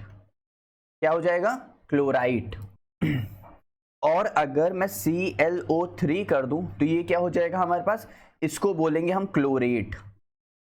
क्या बोलते हैं, क्लोरेट। अच्छा यहां पे ध्यान दो, हमारे पास ClNO2 ClNO2 ClNO3, तो ये सब जो है ये ClNO2, इस सबको हम लोग क्या बोलते हैं, जैसे देखो इसको बोलेंगे क्लोरीन, इसको बोलेंगे नाइट्रेट, क्योंकि NO3 ही तो है ये। देखो ClNO3 यही तो है, लेकिन इसको हम लोग इस तरह ना लिख कर, इसको हम इस तरह भी लिखते हैं और इसको हम इस तरह भी लिखते हैं, तो दोनों में कंफ्यूज नहीं होना। तो इसका मतलब यहाँ पे ClNO3 और यहाँ पे ClONO2 लगभग बात एक ही है, कुछ भी डिफरेंस नहीं है, तो इसको बोलते हैं क्लोरीन नाइट्रेट भी बोलते हैं। ठीक है, इसके और भी बहुत सारे नेम है, पहले देख लेते हैं चलो रिएक्शन कैसे हो रही है। ठीक है, तो यहाँ पे हमारे पास ClNO मतलब ClO है प्लस NO2 है, तो इसको एज इट इज उठा के लिख दिया जाता है ClO और NO2, या फिर ClNO3, इसको ऐसे भी लिख सकते हैं। ठीक है, अब इसका कर रहे हैं हम लोग हाइड्रोलिसिस, यानी X हम लोग को मिल गया है। ठीक है, अब Y से रिएक्ट करा रहे हैं। यहां से हाइड्रोलिसिस में क्या होता है बच्चों, H प्लस OH माइनस, तो यहां से हम लोग के उधर चला जाता है HNO3, तो क्या निकल जाएगा HNO3। क्यों, NO2 जो है इसको OH दे दोगे तो क्या बन जाएगा, HNO3 ही तो है, तो यहाँ पे बन जाएगा हमारे पास HNO3। बाकी बचा हमारे पास क्या है, H बच गया, तो यानी HOCl, तो HOCl बन गया। तो इसको बोलते हैं हाइपोक्लोरस एसिड। क्या बोलेंगे, hypochlorous acid. HNO3 nitric acid और ClONO2 क्लोरीन नाइट्रेट। ठीक है, तो हमारे पास यहां से जो रिएक्शन हो जाएगी, यहां से आप ये बन जाएगा, ये बन जाएगा, और प्लस मेरे पास HNO3 भी निकल जाएगा। ठीक है, इसके नेम हमारे पास, इसको हम लोग क्लोरीन नाइट्रेट भी बोलते हैं, ध्यान रखना, नाइट्राइल हाइपोक्लोराइड भी बोलते हैं। इसके बाद हम लोग इसको क्लोरो नाइट्रेट भी बोलते हैं और नाइट्रोसिल भी बोलते हैं। ये बात, इतनी चीज ध्यान रखना, क्योंकि कई बार इन नेम से भी जे में क्वेश्चन आ चुका है, इससे भी क्वेश्चन आ चुका है, इससे भी क्वेश्चन आ चुका है, तो आप लोग को ध्यान रखना है। हमारे पास सिंपली ये कंपाउंड था और ये बन गया। Is that clear? तो यहां से हमारे पास ऑप्शन नंबर 1 क्या हो जाएगा बच्चों, करेक्ट हो जाएगा। नेक्स्ट क्वेश्चन देखें और जल्दी से नेक्स्ट क्वेश्चन देखते हैं। यहां पे इस क्वेश्चन में क्या कह रहा है, the correct increasing order of the ionic radii is. अच्छा ठीक है, इंक्रीजिंग ऑर्डर पूछ रहा है, इसका मतलब मान लेते हैं, देखो समझने की कोशिश करना, जैसे सोडियम है, मैग्नीशियम है, एल्यूमिनियम है, Al3 plus Mg2 plus plus. ठीक है, अब ये सब एक ही पीरियड्स के एलिमेंट हैं। कैसे भाई, क्योंकि 281 है, 282 है और यहाँ पे 283 है। अभी चलो मैं आयंस के फॉर्म में मैं इनको हटा देता हूँ। ठीक है, आयंस के फॉर्म में हटा दिया। अब इसमें से सबसे बड़ा साइज किसका होगा, सबसे ज्यादा साइज होगा सोडियम का, फिर मैग्नीशियम का, फिर एल्यूमिनियम का। क्यों, क्योंकि लेफ्ट से राइट जाते वक्त, समझने की कोशिश करना, लेफ्ट से राइट जाते वक्त एटॉमिक साइज की बात कर रहे हैं, एटॉमिक साइज क्या हो जाता है, डिक्रीज हो जाता है। तो क्या हो जाता है, डिक्रीज। तो हमने कैसे लिखा, increasing order of their atomic size, इसका मतलब छोटे से बड़ा, तो पहले आएगा एल्यूमिनियम, फिर आएगा मैग्नीशियम, फिर आएगा सोडियम, तो इस तरह हमारे पास ऑर्डर हो जाएगा इंक्रीजिंग ऑर्डर। लेकिन यहाँ पे क्या पूछ रहा है, यहाँ पे पूछ रहा है आयनिक रेडियाई। आयनिक रेडियाई का मतलब आयंस के फॉर्म में रहेगा। अब तुमने समझने की कोशिश करना पड़ेगा कि अगर एक बात बताओ, जैसे मान लेते हैं कि मेरे पास 2 इलेक्ट्रॉन्स की कमी है, इसलिए प्लस चार्ज है, तो मेरे पास उस चीज की कमी है, यानी वो चीज नहीं है। किसी के पास 2 इलेक्ट्रॉन एक्स्ट्रा है, माइनस चार्ज है, इसके मतलब उसके पास 2 इलेक्ट्रॉन ज्यादा है, इसका मतलब वो थोड़ा सा उसके पास अमीर है, यानी उसके पास 2 इलेक्ट्रॉन्स हैं, यानी उसके पास वो जगह है, कुछ समझ आ रहा है? इसका मतलब 2 इलेक्ट्रॉन वाला साइज बड़ा होगा और +2 वाले का साइज छोटा होगा क्योंकि उसके पास कमी है। तो इसका मतलब यहाँ समझने की कोशिश करना कि हमारे पास जो आयनिक रेडियाई होता है वो हमारे पास चार्ज पे डिपेंड करता है। जो आयनिक रेडियाई होता है वो हमारे पास किस पे डिपेंड करता है? चार्ज पे। देखो मैंने चार्ज लिखा है, मैंने ये नहीं लिखा है पॉजिटिव चार्ज नेगेटिव चार्ज। तुम इतना समझने की कोशिश करना, पॉजिटिव चार्ज कम होना, नेगेटिव चार्ज ज्यादा करना। इसका मतलब अब देखो सबसे ज्यादा नेगेटिव चार्ज, देखो पॉजिटिव वाला थोड़ा सा कम साइज, 2 पॉजिटिव वाला बहुत ज्यादा कम साइज, माइनस वाला थोड़ा सा ज्यादा साइज, 2 माइनस वाला और भी ज्यादा साइज। तो इसका मतलब अब देखो 2 माइनस यहाँ पे सल्फर पर है, क्लोरीन पर है, कैल्शियम पर है और पोटेशियम पर। तो यहाँ पे 2 तो है लेकिन माइनस किस पे? इस पे। तो इसीलिए हमारे पास सल्फर का 2 माइनस, ठीक है। फिर उसके बाद क्लोरीन का 1 माइनस, इसका मतलब 2 माइनस वाला ज्यादा, ठीक। फिर उसके बाद सल्फर क्लोरीन वाला ज्यादा, फिर उसके बाद मेरे पास पोटेशियम का प्लस वाला ज्यादा, फिर उसके बाद मेरे पास कैल्शियम का 2 प्लस ज्यादा। इंक्रीजिंग ऑर्डर यानी छोटे से बड़ा लिखना था तो कैल्शियम से स्टार्ट किया और सल्फर तक चले गए। अब समझ आया? ऊपर वाला टिक मत कर देना, ऊपर वाला उल्टा है। अब समझ आ गया आयनिक रेडियाई कैसे निकालना है? आयनिक रेडियाई सिर्फ और सिर्फ डिपेंड करता है चार्ज के ऊपर, बाकी हम उस पर भी नहीं जा रहे हैं, न्यूक्लियर पावर के ऊपर वगैरह वगैरह। लेकिन इतना तुम्हें समझ आ गया ना? तो बस खाली हमें क्या करना है, माइनस चार्ज वाले को ज्यादा देना है, प्लस चार्ज वाले का साइज कम करना है आयनिक रेडियम में। एटॉमिक में नहीं, एटॉमिक में from top to bottom size increases, left to right size decreases. From top to bottom ऊपर से नीचे आते वक्त the number of shells increases and left to right number of electrons increases. Clear? अच्छे समझ आए? तो यहां से ऑप्शन 3 मेरे पास क्या हो गया? करेक्ट हो गया। नेक्स्ट क्वेश्चन देखें और नेक्स्ट क्वेश्चन देखते हैं। यहां पे इस क्वेश्चन में क्या कह रहा है? Cobalt chloride. कोबाल्ट क्लोराइड इसका मतलब मेरे पास COCl2 होगा। अरे ये तो कार्बोनिल जैसा दिखने लगा। कोबाल्ट क्लोराइड COCl2 होगा। डिसॉल्व इन वाटर, वाटर में डिसॉल्व कर रहे हैं, इसका मतलब H2O है, ठीक है। Form pink coloured complex X है विच हैज ऑक्टाहेड्रल ज्योमेट्री। इसका मतलब मेरे पास जो मैंने कोबाल्ट लिया हुआ है बच्चों, ठीक है, COCl2, उसको मैं वाटर के साथ ट्रीट करा रहा हूं और वो ट्रीट कर रहा है as a octahedral geometry. Octahedral geometry show कर रहा है, इसका मतलब वो कोऑर्डिनेशन कॉम्प्लेक्स कंपाउंड बना रहा है। तो इसका मतलब मेरे पास मेटल तो हो गई, अब की बात जो लिगेंड्स आ रहे हैं वो H2O आ रहे हैं और वो 6 आ रहे हैं। तो यहाँ पे कोबाल्ट की वैलेंसी है 2+, तो यहाँ पे भी कोबाल्ट की वैलेंसी 2+ आएगी और यहाँ पे 2Cl- क्या हो जाएगा? बाहर हो जाएगा। इतनी बात समझ आया? इसका मतलब अगर मैं आयंस के फॉर्म में लूं तो मैं इसको हटा दूं तो ये आ गया, ठीक है। वाटर के फॉर्म में रिएक्ट कराया तो हमारे पास ये बन गया। अब हमारे पास ये एक कॉम्प्लेक्स कंपाउंड बन गया है। इसका नेम कर पाओगे? इसका नेम बहुत इजी है भाई। 6 है तो एक्वा है, तो हेक्सा एक्वा। अब ये प्लस चार्ज है तो कोबाल्ट रहने दो, कोबाल्ट। यहाँ पे ऑक्सीडेशन स्टेट +2, ठीक है। अच्छा यहाँ पे अब इसके बाद देखते हैं, इसके बाद क्या कह रहा है? इसके बाद कह रहा है जो कंपाउंड बन रहा है this solution on treating with concentrated HCl, इसका मतलब उसको HCl के साथ ट्रीट करा रहे हैं और डीप ब्लू सॉल्यूशन कलर दे रहा है। अब यहाँ पे ध्यान देना, इसको हमने ट्रीट कराया किसके साथ? HCl के साथ। कॉन्सेंट्रेटेड है ना? देख लेते एक बार। हाँ, कॉन्सेंट्रेटेड HCl के साथ, कॉन्सेंट्रेटेड HCl। यहाँ पे इसका मतलब HCl का अमाउंट क्या है? ज्यादा है। तो यहाँ से हमारे पास blue colour complex compound show करता है वो, अरे अब की बार तो Cl आ जाएगा ना, तो यहाँ पे आ गया Cl और ये रहेगा 4 और यहाँ पे हो जाएगा 2-। इस तरह यहाँ पे थोड़ा सा तुम लोग को कंफ्यूजन हुआ क्या? कंफ्यूजन ये होना चाहिए तुम लोग को कि यहाँ पे 6 कोऑर्डिनेशन कंपाउंड है और यहाँ पे 4 कैसे बन गया? वो इसलिए बच्चों क्योंकि Cl- जो है उसके पास बहुत सारे लोन पेयर्स है। तो 6 क्लोरीन, बहुत ज्यादा लोन पेयर्स हो जाएंगे। हर एक क्लोरीन के पास 3 लोन पेयर्स हैं। तो इसी वजह से उसको कोबाल्ट के साथ जो उसके सराउंडिंग एटम में तो बहुत ज्यादा रिपल्शन क्रिएट होता है, इसीलिए वो ऑक्टाहेड्रल से वो टेट्राहेड्रल में कन्वर्ट हो जाता है। यहाँ पे देखना, देखो पहले हमारे पास क्या था? कोबाल्ट था, वाटर के साथ ट्रीट कराया, हमारे पास एक एक्स कंपाउंड निकल के जिसका उन्होंने क्वेश्चन में ही दे रखा है कि पिंक कलर है और ऑक्टाहेड्रल कॉम्प्लेक्स है, इसीलिए तो हमने यहाँ पे 6 किया। फिर उसी कंपाउंड को उन्होंने ही बोला कि कॉन्सेंट्रेटेड HCl के साथ ट्रीट करा दो। हम आयंस के फॉर्म में लिख चल रहे थे तो हमने यहाँ पे प्लस और ये रहा H+ और ये रहा Cl-, तो हमने इसका Cl- ले लिया। अब की बात जब इसको ट्रीट कराया तो हमको डीप ब्लू कलर, जो कि उन्होंने खुद बोल रखा है क्वेश्चन में कि टेट्राहेड्रल, टेट्राहेड्रल हमने बनाया और प्लस H2O बन गया, ठीक। यहाँ पे 4 इसलिए आया है क्योंकि जो Cl- एक बल्कि लिगेंड है, एक बड़ा ग्रुप है, उसके पास लोन पेयर्स बहुत ज्यादा है। तो 6 क्लोरीन एटम के पास बहुत ज्यादा लोन पेयर होने की वजह से वो क्या करेगा? Repulsion, lone pair repulsion create करेगा। तो इसी वजह से वहां पे 6 लिगेंड यानी ऑक्टाहेड्रल की बजाय टेट्राहेड्रल फॉर्म हो रहा है। तो Cl is a bulky ligand larger in size than water और NH3 यानी अमोनिया भी हो गया, एक्वा भी हो गया, दोनों ही neutral ligand. Because of its lone pair repulsion and it cannot easily accommodate 6 ligands around cobalt। ठीक है, अच्छे समझ है, पक्का ना। तो यहां से हमारे पास जो आंसर है वो क्या हो जाएगा, यहां से हमारे पास आंसर CO का उसका 6 हो जाएगा, फिर उसका Cl2 हो जाएगा और Z हमारे पास टेट्राहेड्रल यानी ऑप्शन नंबर 1 यहां से हमारे पास करेक्ट हो जाएगा। क्लियर।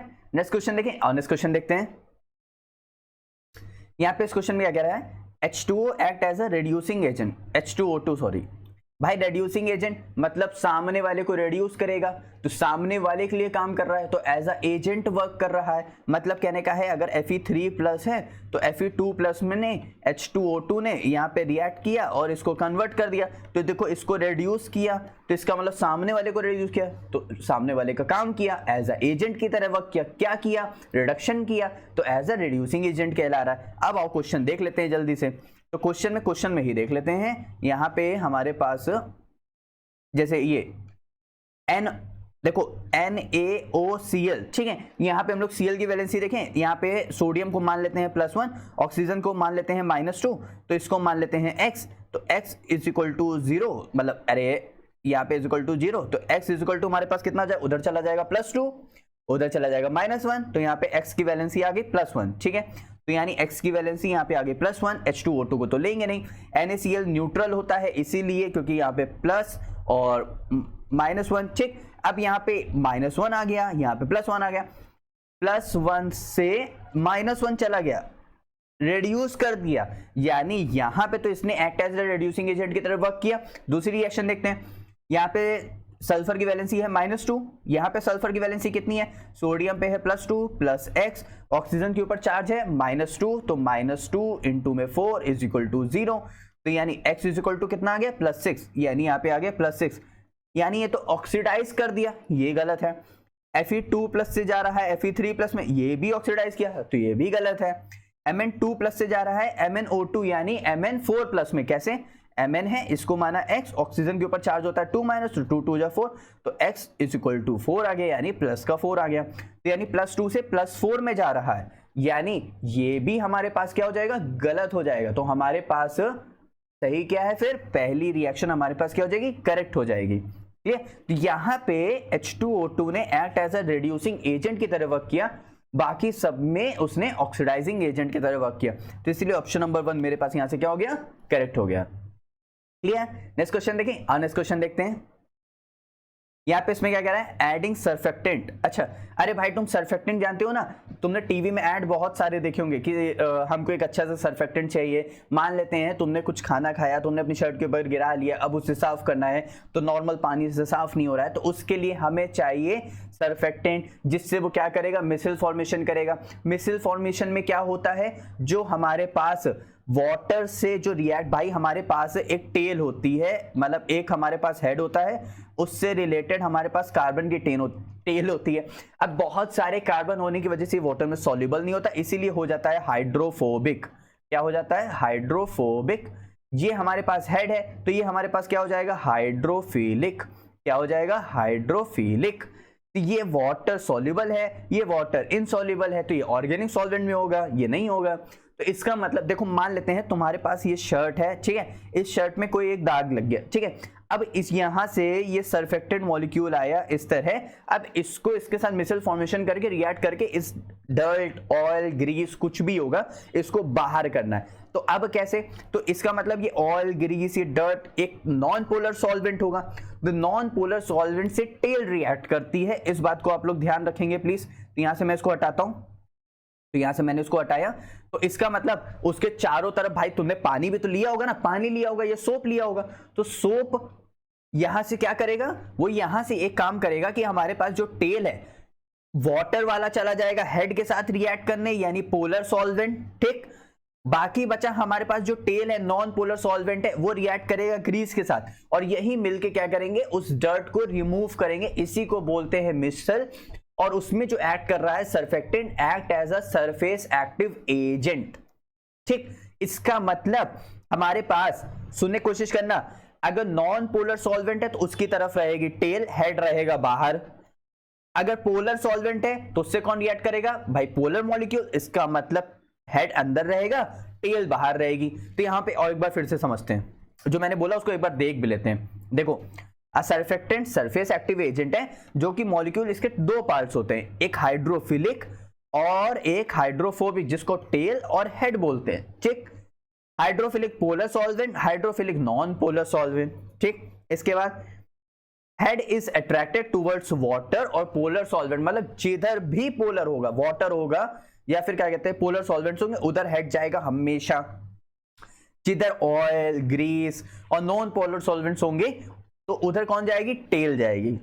ठीक है, अब मिसिल एक एग्रीगेट फॉर्म होता है, जैसे मान लेते हैं बहुत सारे सरफेक्टेंट मॉलिक्यूल्स मिलके रिएक्ट कर रहे हैं। मतलब अब भाई तुम एक पॉइंट तो लेते नहीं हो, ठीक है, मतलब एक तुमने एक दाना तो लिया नहीं सरफेक्टेंट का, पूरा एक चम्मच लेते हो, या पूरा एक सोप होता है, तो उसमें बहुत सारे एक एग्रीगेट और एक क्लस्टर ऑफ सरफेक्टेंट मॉलिक्यूल होता है formed in a solvent. It depending on the nature of the solvent. Polar solvent tail हमेशा, इस बात को हमेशा ध्यान रखना बच्चों, पोलर सॉल्वेंट टेल हमेशा इनसाइड, हेड आउटसाइड, क्योंकि पोलर में जो हमारे पास जो लिक्विड होता है वो बाहर साइड होता है और जो डर्ट होता है वो अंदर होता है। तो हेड टेल हमेशा अंदर हो जाएगी, हेड हमेशा बाहर हो जाएगा। नॉन पोलर में टेल हमेशा आउटसाइड रहेगी और हेड हमेशा इनसाइड रहेगा। इस बात को ध्यान रखना। कुछ समझ आए? अब कैसे, यहां पे ध्यान दो, जैसे अब यहां पे ध्यान दो, देखो यहां पे नॉन पोलर सॉल्वेंट सब में दे रखा हुआ है, तो इसका मतलब non polar solvent tail outside, head inside. तो देखो हेड इनसाइड है, टेल आउटसाइड है, यहाँ पे तो हेड आउटसाइड कर दिया, गलत हो गया, यहाँ पे तो कुछ और ही जा रहे हैं, अलग ही लग रहे हैं ये, तो हाँ वहां नहीं जाना है। तो यहाँ पे ये हमारे पास ऑप्शन नंबर ए का, ए वन का ए क्या हो जाएगा, करेक्ट हो जाएगा, यानी ऑप्शन नंबर वन मेरे पास यहाँ से क्या हो जाएगा, करेक्ट हो जाएगा। क्लियर? नेक्स्ट क्वेश्चन देखें, और नेक्स्ट क्वेश्चन देखते हैं जल्दी से। यहाँ पे इस क्वेश्चन में क्या कह रहा है, the correct order of melting point of chlorobenzene. अच्छा ठीक है, मेल्टिंग पॉइंट तो बहुत तरीके से देखे जाते हैं, लेकिन यहां पे ध्यान दो, तो यहां पे सभी के पास बेंजीन रिंग है, सभी के पास दो क्लोरीन है, बस खाली पोजीशन एक ऑर्थो है, एक मेटा है और एक पैरा है। अब क्या किया जाए, देखो जब सब कुछ सेम हो जाए तब हमें मेल्टिंग पॉइंट निकालना हो, तो एक तरीका सबसे अच्छा रहता है कि उसको बीच में से कट करके देखो। अगर दोनों साइड बराबर आ रहा है तो फिर ठीक है, अगर बीच में से कट करने पे दोनों साइड बराबर नहीं आ रहा है तो फिर गलत है। हाँ, बीच में से कट करने पे पैरा वाला का सबसे अच्छा आ रहा है। देखो कुछ तरीके होते हैं, या तो हम देख लें मॉलिक्यूलर स्ट्रक्चर, या तो हम स्ट्रक्चर देख लें, ठीक, या तो हम उसकी सिमेट्री देख लें, अभी समझाएंगे बेटा, परेशान नहीं हो, या तो हम क्या कहते हैं इंटरमॉलिक्यूलर फोर्सेस देख लें। क्या कर लें, या तो स्ट्रक्चर देख लें, या तो सिमेट्री देख लें, या तो इंटरमॉलिक्यूलर फोर्स देख लें। सिमेट्री का मतलब है तुम उसको बीच में से डिवाइड करो, बराबर आना चाहिए। देखो बीच में से डिवाइड करो, बराबर आ रहा है, नहीं आ रहा है। ऑर्थो वाले का तो बहुत ही ज्यादा गलत आ रहा है। देखो अगर बराबर आ रहा है तो ठीक है, अगर उसका बेंट शेप्ड है तो बहुत ही ज्यादा, या फिर बेंट शेप्ड है या तो बहुत ज्यादा क्राउडेड है, भरा हुआ है, तो फिर उसका मेल्टिंग पॉइंट क्या हो जाएगा, बहुत कम हो जाएगा। ठीक, अब कैसे, यहां पे ध्यान देते हैं। देखो देखना, सिमेट्री की बात कर रहे हैं, तो अगर मोर सिमेट्री है तो बेटर पैकिंग इन सॉलिड्स होगा। ठीक, इसका मतलब हायर मेल्टिंग पॉइंट होगा। अगर इसकी सिमेट्री तो इसकी बहुत अच्छी है भाई, किसकी, पैरा वाले की, देखो अच्छे से बीच से डिवाइड भी हो रहा है, एकदम स्ट्रेट चेन में भी है, इंटरमॉलिक्यूलर फोर्सेस भी इसके बहुत अच्छे हैं। आगे देखते हैं।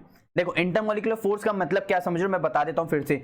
मेन डिफरेंस आता है इंटरमॉलिक्यूलर फोर्स से ही, how well they pack, not their bonding, कितने अच्छे से वो रखे गए हैं, कोई भी बॉन्डिंग है, क्योंकि इस वजह से यहाँ पे क्लोरीन का रिपल्शन भी क्या है, बहुत कम है। यहाँ पे क्लोरीन का रिपल्शन क्या है, बहुत कम है। यहाँ पे देखो थोड़ा सा अट्रैक्टर, और यहाँ पे तो क्लोरीन बहुत ज्यादा रिपेल कर रहा है, इस वजह से भी। ठीक है, तो यानी इसकी सिमेट्री भी बहुत अच्छी है, इसका इंटरमॉलिक्यूलर फोर्स भी बहुत अच्छा है। मॉलिक्यूलर स्ट्रक्चर की बात कर लेते हैं, मतलब अगर स्ट्रेट और ओपन है तो गुड ज्योमेट्री, एकदम सिंपल लैंग्वेज मैंने लिखा है यार।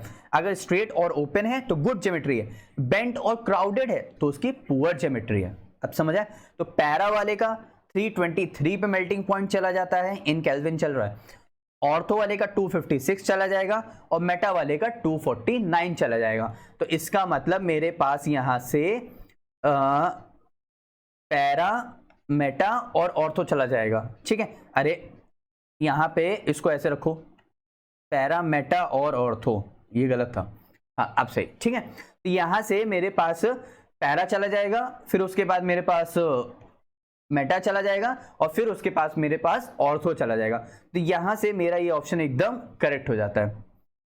अब समझ आया पक्का सभी को अच्छे से? तो मेल्टिंग पॉइंट का ऑर्डर सिर्फ इन पे डिपेंड करता है, तो प्लीज इनको अच्छे से नोट कर लेना, जिससे तुम्हारी क्लियरिटी भी बहुत अच्छी रहे। तो यहां से ऑप्शन नंबर 4 मेरे पास क्या हो जाता है? करेक्ट हो जाता है। नेक्स्ट क्वेश्चन देखें, और नेक्स्ट क्वेश्चन देखते हैं।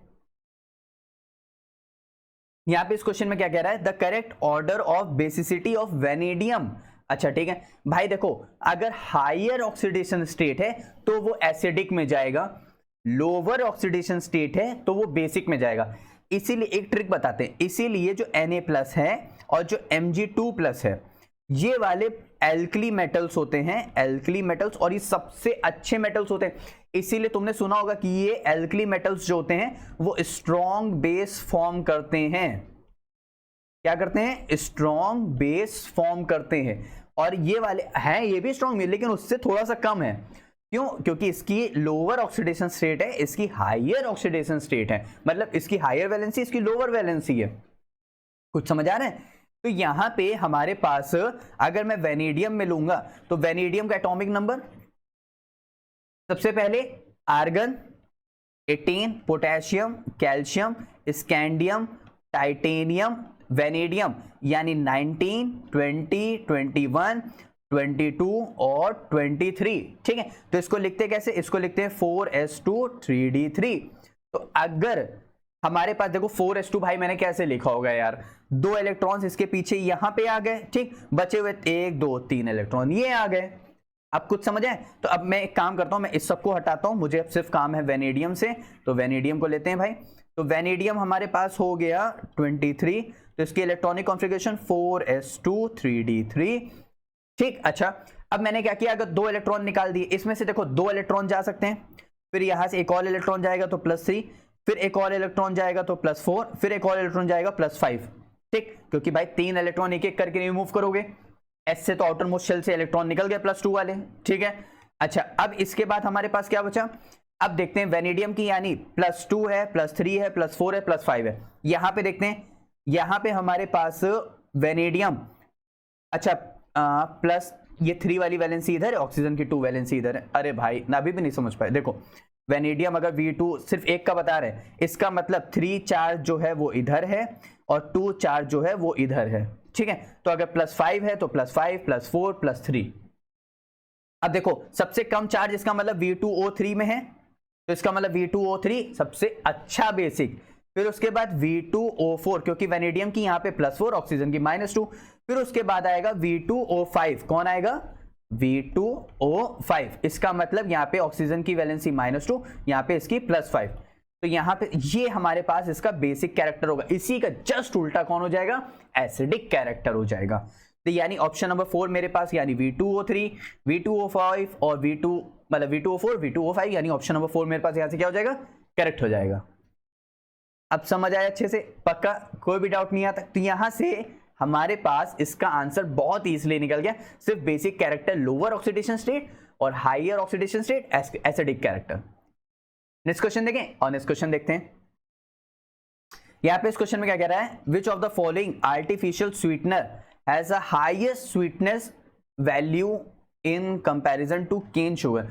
केन शुगर यानी फ्रक्टोज में आ जाता है, ठीक है। अच्छा तो इसका आंसर फिलहाल मैं बता देता हूं, एलिटेम इसका आंसर है। क्या है? एलिटेम। एलिटेम जो होता है वो एस्पर्टिक एसिड प्लस एलेनीन से बन के आता है। किससे बन के आता है? एस्पर्टिक एसिड और एलेनाइन से बन के आता है, ठीक। दोनों ही हमारे पास क्या है? एमिनो एसिड हैं। दोनों ही हमारे पास क्या है बच्चों?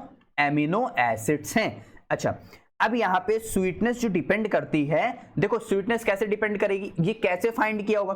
तो भाई किसी ना किसी ने जब टेस्ट करवाया होगा, जब लैब में टेस्ट हुए होंगे, तो जब उसका एक छोटा सा ही, टाइनी सा ही उसका एक पार्टिकल का जब बाइट रखा होगा, तो उनको स्वीटनेस का टेस्ट बहुत ज्यादा मिला होगा उनके टंग रिसेप्टर्स में, इसीलिए वहां से ही हमें टेस्ट के फॉर्म में पता चला। और कुछ लैब टेस्ट भी हुए थे। तो sweetness depend on how well a sweetener bind to the sweet taste receptor on your tongue. Simple सी बात है। Alitame has a special structure with both aspartic acid and alanine. अभी बताता हूं क्या होता है।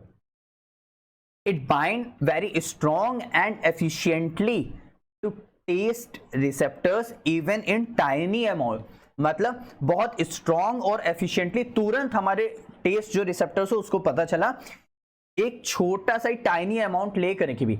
इसीलिए कहा जाता है कि ये 200,000 एक्स टाइम्स होता है किसके, केन शुगर के, क्योंकि इसके 1 मिलीग्राम ऑफ एलिटेम में हमारे पास 2000 मिलीग्राम होते हैं स्वीटनेस ऑफ केन शुगर के। इसका मतलब 1 ग्राम में ये प्रेजेंट होता है 2 ग्राम। कुछ समझ आया? तो इसीलिए ये यहां पे हमारे पास हो जाएगा 1 ग्राम नहीं, 1 मिलीग्राम में 2 ग्राम, इसका मतलब 1 ग्राम में वो और 2000 टाइम्स एक्स्ट्रा बढ़ जाएगा।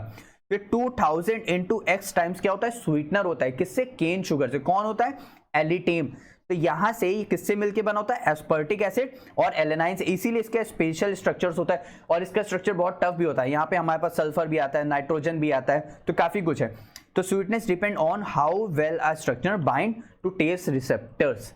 तो यहां से हमारा आंसर क्या हो जाता है बच्चों, ऑप्शन नंबर 3 एलिटेम क्या हो जाएगा, करेक्ट हो जाएगा।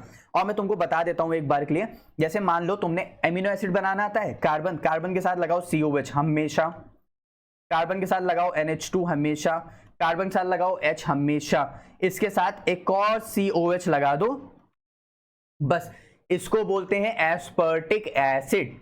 मतलब दोनों साइड उसके क्या होंगे, COOH होंगे। अब आओ तुमको बता देते हैं एलेनाइन कैसे बनता है। कार्बन लगाओ हमेशा यहां से इसको हटाओ और यहां से COOH लगाओ हमेशा, यहां से NH2 लगाओ हमेशा, यहां से H लगाओ हमेशा। अब यहां पे हमेशा हमेशा चेंज जो आएगा वो यहीं पर आएगा। कैसे, यहां पे देखते हैं, बस यहां पे आ जाएगा हमारे पास CH3, इसको बोलते हैं एलेनाइन और इसको बोलेंगे एस्पर्टिक एसिड। क्लियर, अच्छे समझ आए, पक्का, कोई डाउट नहीं आता। तो यहां पे हमारे पास ऑप्शन नंबर 4 क्या, ऑप्शन नंबर 3 क्या हो गया, करेक्ट हो गया। नेक्स्ट क्वेश्चन देखिए, और नेक्स्ट क्वेश्चन देखते हैं। अब यहां पे इस क्वेश्चन में क्या कह रहा है, which one of the following statement is correct for electrolysis of brine solution. अच्छा ठीक है, यहां पे कह रहा है Cl2 is formed at anode. पहले बात, ब्राइन सॉल्यूशन क्या होता है बच्चों, देखो मैं तुमको एक एक चीज बताऊंगा, ध्यान समझने की कोशिश करना। जो हमारे पास ब्राइन सॉल्यूशन होता है इसमें हमारे पास NaCl प्लस वाटर होता है, ठीक। अच्छा, इसका मतलब हमारे पास इलेक्ट्रोलिसिस करे तो हमारे पास एक ही इलेक्ट्रोड, मान लेते हैं एक ही इलेक्ट्रोड और दूसरी ये इलेक्ट्रोड, ठीक। इस सब इलेक्ट्रोड्स पे है plus charge plus charge plus charge, यहाँ पे minus charge minus charge minus charge. अब सॉल्यूशन है, इसका मतलब हम लोग ने क्या किया, करंट पास कराया, बैटरीज 2 सेटअप लगाया, ठीक है। अब यहाँ पे हमारे पास सॉल्यूशन पड़ा हुआ है, इसमें NaCl और वाटर है, तो यहाँ पे Na प्लस है, Cl माइनस है, और दूसरा क्या है, H प्लस है, Cl माइनस है। तो अब कौन मूव करेगा, अब तुमको यहां से ध्यान रखना पड़ता है सबका इलेक्ट्रोड पोटेंशियल। क्या ध्यान रखना पड़ेगा, इलेक्ट्रोड पोटेंशियल। जिसको रिडक्शन पहले आएगा वो जाके पहले रिडक्शन करेगा, जिसको ऑक्सीडेशन पहले आएगा वो पहले जाके ऑक्सीडेशन करेगा। तो यहाँ पे प्लस वाले तो ये हैं, इसका मतलब प्लस वाले ये हैं, यानी इनके पास इलेक्ट्रॉन की कमी है तो इलेक्ट्रॉन गेन करके रिडक्शन होगा, सोडियम बनेंगे। इलेक्ट्रॉन गेन करेंगे तो हाइड्रोजन बनेंगे। तो अब कौन करेगा, जो सोडियम का होता है मेरे ख्याल से माइनस का 2.71 वोल्ट होता है, ये बहुत ज्यादा कम है इसका रिडक्शन पोटेंशियल, यानी रिडक्शन नहीं करना चाहता। हाइड्रोजन का इससे ज्यादा है 0.0, तो हाइड्रोजन मूव कर जाएगा। तो हाइड्रोजन H प्लस से एक इलेक्ट्रॉन ले करके H2 में बन जाएगा, यानी एट कैथोड। कैथोड क्यों बोल रहे हैं, क्योंकि ये हमारे रॉड होती है नेगेटिव वाली कैथोड की, पॉजिटिव वाली होती है हमारे पास एनोड की, भाई यही होता है ना, ठीक है। अब इसके मतलब हमारे पास ऑक्सीडेशन में कौन बचा, यानी यहां पे तो कर रहे हैं रिडक्शन क्योंकि इलेक्ट्रॉन गेन कर रहे हैं। अब हमारे पास या तो Cl माइनस है या तो हमारे पास, अच्छा OH माइनस नहीं लिखा कि यहाँ पे OH माइनस, हाँ, या तो OH माइनस है, ठीक। Cl माइनस इलेक्ट्रॉन का लॉस करेगा तो Cl2 में कन्वर्ट हो जाएगा, प्लस 2 इलेक्ट्रॉन निकल जाएंगे, यहाँ पे 2Cl हो जाएगा। OH माइनस का थोड़ा सा डिफरेंट है, मैं बता देता हूं। OH माइनस का ऐसे होता है, देखो जैसे मान लेते हैं OH माइनस का कि OH माइनस है, ये एक इलेक्ट्रॉन हटाएगा तो OH में बन जाएगा, OH कुछ नहीं होता है, इसीलिए OH और एक और OH मिलके यहां से देखो वाटर बना रहे हैं H2O, तो यहां से H2O निकल जाएगा प्लस O निकल जाएगा। अब सिर्फ O भी कुछ नहीं होता है तो O प्लस O मिलके ये O2 में कन्वर्ट कर देगा, ठीक है। तो यहां से ये पूरी रिएक्शन होती है। इसका मतलब यहां से O2 भी आ रहा है और यहां से OH भी आ रहा है। अब कैसे, यहां पे ध्यान दो। तो अब यहां पे सुनना, मेरी बात ध्यान सुनना, जो OH है उसका ऑक्सीडेशन पोटेंशियल तो कम है तो उसको जाना चाहिए, लेकिन यहां पे काइनेटिकली देखा जाए तो यहां पे OH ना जा करके यहां पे कौन जाता है, Cl। तो यहां से जैसे ही Cl मूव करेगा, OH क्यों नहीं जा रहा है, क्योंकि भाई OH का ऑक्सीडेशन पोटेंशियल कम, मैं मानता हूं वो पहले जा सकता है, लेकिन Cl इसलिए जा रहा है क्योंकि यहां पे कॉन्सेंट्रेटेड सॉल्यूशन की बात कर रहे हैं, ब्राइन सॉल्यूशन की बात कर रहे हैं, तो इसीलिए इसका कॉन्सेंट्रेशन क्या है, ज्यादा। अगर सिर्फ OH, अगर हमें Cl को मूव करा, अगर हमें उसको मूव कराना होता OH को, तो हम लोग यहाँ पे डाइल्यूट लेते, तब यहाँ पे OH का कॉन्सेंट्रेशन ज्यादा होता, OH मूव कर जाता।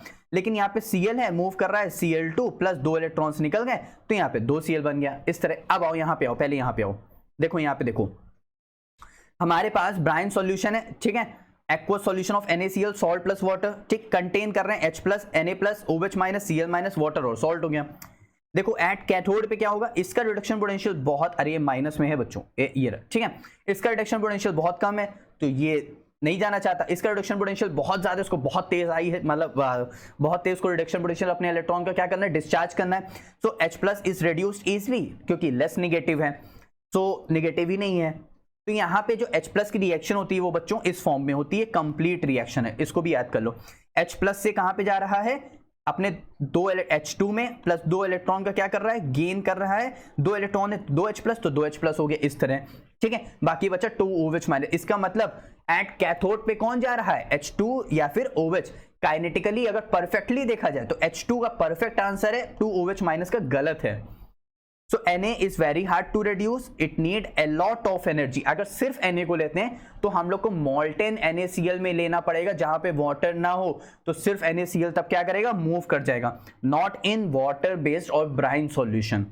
अब एनोड पे बात करोगे तो Cl माइनस और OH माइनस का है, देखो दोनों के ऑक्सीडेशन पोटेंशियल ये है, लेकिन इसका कम है तो इसको जल्दी जाना चाहिए, इसका ज्यादा है तो ये देर से, तो इसीलिए now ideally OH should be oxidized first because it has lower oxidized potential, but in concentrated brine Cl get discharged, so kinetically Cl minus is easier to oxidize। अब समझ आया पक्का। तो 2Cl माइनस से Cl2 2 इलेक्ट्रॉन में convert कर गया। अगर इसकी ओवरऑल रिएक्शन लिखते हैं तो इलेक्ट्रॉन इलेक्ट्रॉन कैंसिल आउट कर देंगे, तो 2OH माइनस और नीचे आ जाएगा 2Cl NaCl वाला, ठीक। फिर हमारे पास Cl2, तो इधर Cl2 इधर NaOH, तो देखो इधर OH है ना, तो यहाँ पे OH हो गया, यानी Na के साथ ही तो रहेगा, ठीक है, और बाकी बचा मेरे पास H2 गैस रिलीज हो गई। अब समझ आया पूरा अच्छे से रिएक्शन पूरी, कैसे कौन एनोड पे जा रहा है कौन कैथोड पे जा रहा है। शायद तुम्हें पहले थोड़ा सा आइडिया हो, लेकिन मैंने पूरी कोशिश किया तुम्हें पूरा आइडिया देने का। तो Cl2 एट कैथोड, न निगेटिव थोड़ी ना जा रहा है, O2 एट कैथोड, अरे ये भी तो नहीं है, O2 तो यहाँ पे है ही नहीं है। H2 फॉर्म एट एनोड यानी H प्लस है, अच्छा वो और इलेक्ट्रॉन लेने जा रहा है, मतलब लूज करने जा रहा है, बिल्कुल नहीं। तो OH फॉर्म एट कैथोड, हाँ ये थोड़ा सा सही है, लेकिन परफेक्ट आंसर हमारे पास H2 और OH में से, तो H2 करेक्ट है, OH थोड़ा सा ठीक है, अब नहीं है क्वेश्चन में तो क्या किया जाए, यहाँ से H2 परफेक्ट है, OH थोड़ा सा परफेक्ट है, तो यहाँ से ऑप्शन नंबर 4 मेरे पास क्या हो जाएगा बच्चों, करेक्ट हो जाएगा, ऑप्शन नंबर 4 करेक्ट हो जाएगा। क्लियर। नेक्स्ट क्वेश्चन देखें, और नेक्स्ट क्वेश्चन देखते हैं।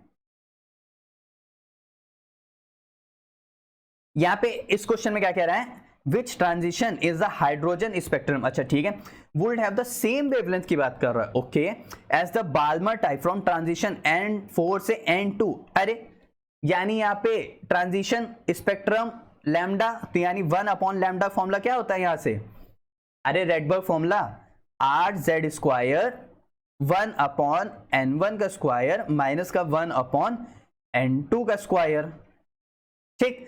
अब यहाँ पे 1 अपॉन लैम्डा हम लोग रख देंगे, R हम लोग रख देंगे, ठीक है। अब Z स्क्वायर हम लोग कितना लेंगे, Z हमारे पास हीलियम है यानी 2 का स्क्वायर हो जाएगा, और यहाँ पे हमारे पास 1 अपॉन N1 का स्क्वायर यानी हमारे पास फ्रॉम दिस से दिस यानी 4 हो जाएगा, नहीं 2 हो जाएगा, तो 2 का स्क्वायर माइनस का 1 अपॉन 4 का स्क्वायर यानी 16, तो मैं यहाँ पे लिख देता हूँ 4, अच्छा ठीक है।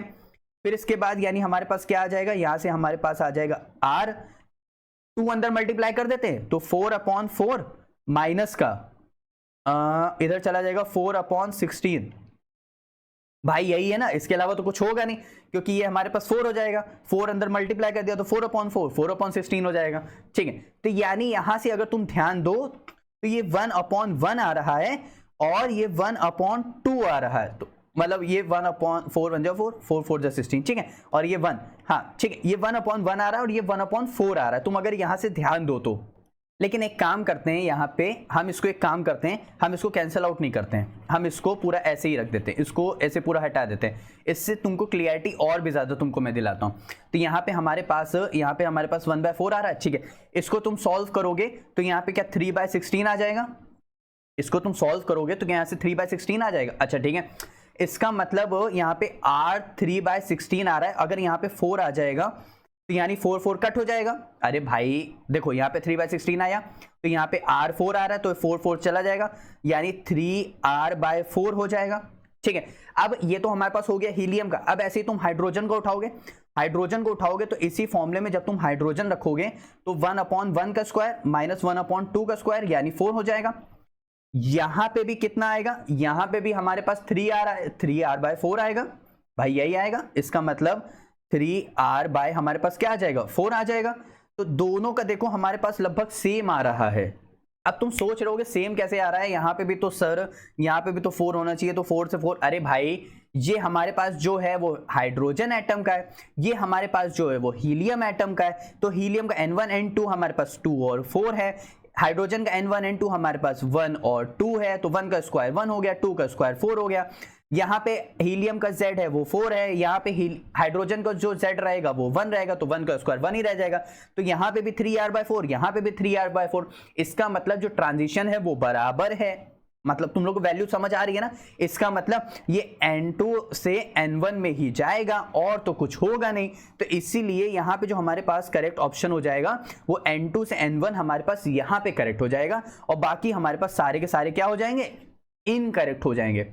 अब समझ आया, क्योंकि ट्रांजिशन हमारे पास ऊपर से नीचे आने वाला हो रहा है, क्योंकि इलेक्ट्रॉन तो जंप करके जा चुका है, इसीलिए हम कह रहे हैं दोनों का, जब इन्होंने बोला है कि हमारे पास जब दोनों की वेवलेंथ हमारे पास सेम है तो मैंने दोनों का आर भी उसमें वैल्यू रखने कोई मतलब नहीं है हमारे पास रेडबर्ग कांस्टेंट की, और 1/λ भी हमारे पास दोनों का सेम आ रहा है, इसका मतलब वो N2 से N1 में जा रहा है।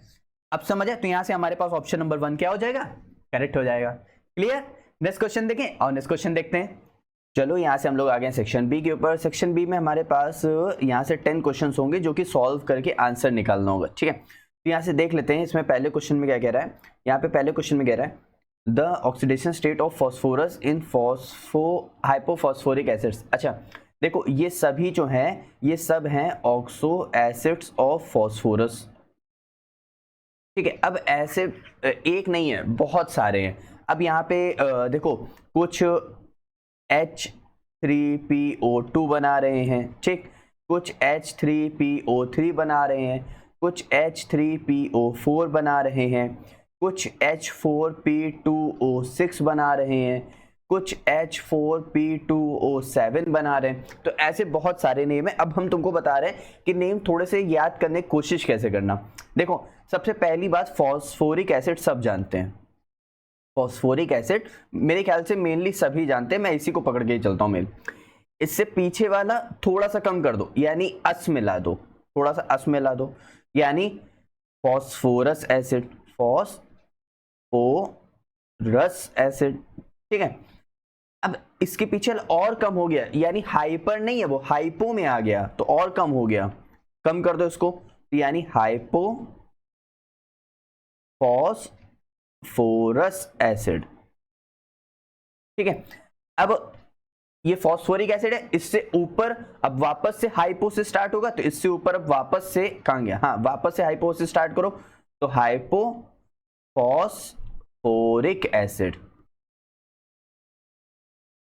ठीक है, अब तो सब कुछ खत्म हो चुका है। अब हमारे पास यहां पे हाइपो को हटा के अब आएगा पायरोफॉस्फोरिक एसिड, पायरोफॉस्फोरिक एसिड। ठीक है, समझ आया। देखो एक मेनली एक बात समझते हैं, जैसे हमारे पास सल्फ्यूरिक एसिड है ना, तो सल्फ्यूरस एसिड, हाइपोसल्फ्यूरस एसिड, तो H2SO2 hyposulphurous acid, H2SO3 sulphurous acid, 2SO4 sulphuric acid. तो इसी तरह ही रिमेंबर रखना, ध्यान रखना। अब चलो हमसे पूछ रहा था मेन उसकी ऑक्सीडेशन स्टेट, खैर हमको देखनी वैलेंसी, तो वैलेंसी देख लेते हैं उसमें क्या कह रहा है। देखो पहली बात, हाइपो फॉस्फोरिक एसिड का फॉर्मूला अभी मैंने बताया, क्या बताया, यहाँ पे ध्यान देते हैं, ये रहा H4P2O7, ठीक है, इसी को थोड़ा सा बढ़ा दिया गया है। अब पहले देख लेते हैं इसकी ऑक्सीडेशन स्टेट। अरे तो H4P2O7 किसकी निकालनी है, फॉस्फोरस की, तो इसको मान लिया X + 4 + 2X माइनस का 6 2 12, तो माइनस का 12 = 0। ये चला गया 12 में से 4 चला गया 8, 8 को 2 से डिवाइड किया 4, तो यानी X = +4 मेरे पास यहाँ पे फॉस्फोरस है। तो इसका मतलब, अच्छा एक फॉस्फोरस अगर +4 है तो 2 फॉस्फोरस यानी +2 +2, तो हमारे पास ऑक्सीडेशन स्टेट फॉस्फोरस कितनी हो गई, +4 हो गई। अब समझे, स्ट्रक्चर भी देख ले और स्ट्रक्चर भी देख लेते हैं भाई।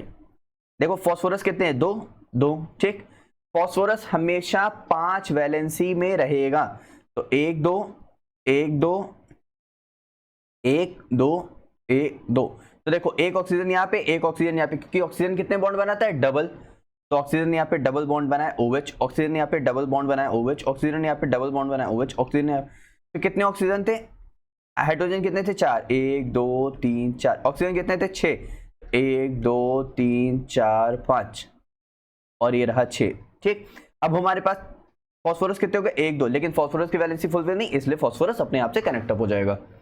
अब समझ आए, स्ट्रक्चर समझ आया ना। अच्छा मैंने एक आखिरी बनाया O7 वाला कैसे बनेगा, अरे कुछ नहीं करना है यार, ये लाइन हटाओ, बीच में एक और ऑक्सीजन ले आओ, बस इस तरह, क्लियर, अच्छे समझ आया, कोई डाउट नहीं आता है। तो यहाँ पे हमारे पास हाइपोफॉस्फोरस एसिड की जो वैलेंसी है वो यहाँ से हमारे पास क्या हो जाएगी, +4 हो जाएगी, ठीक।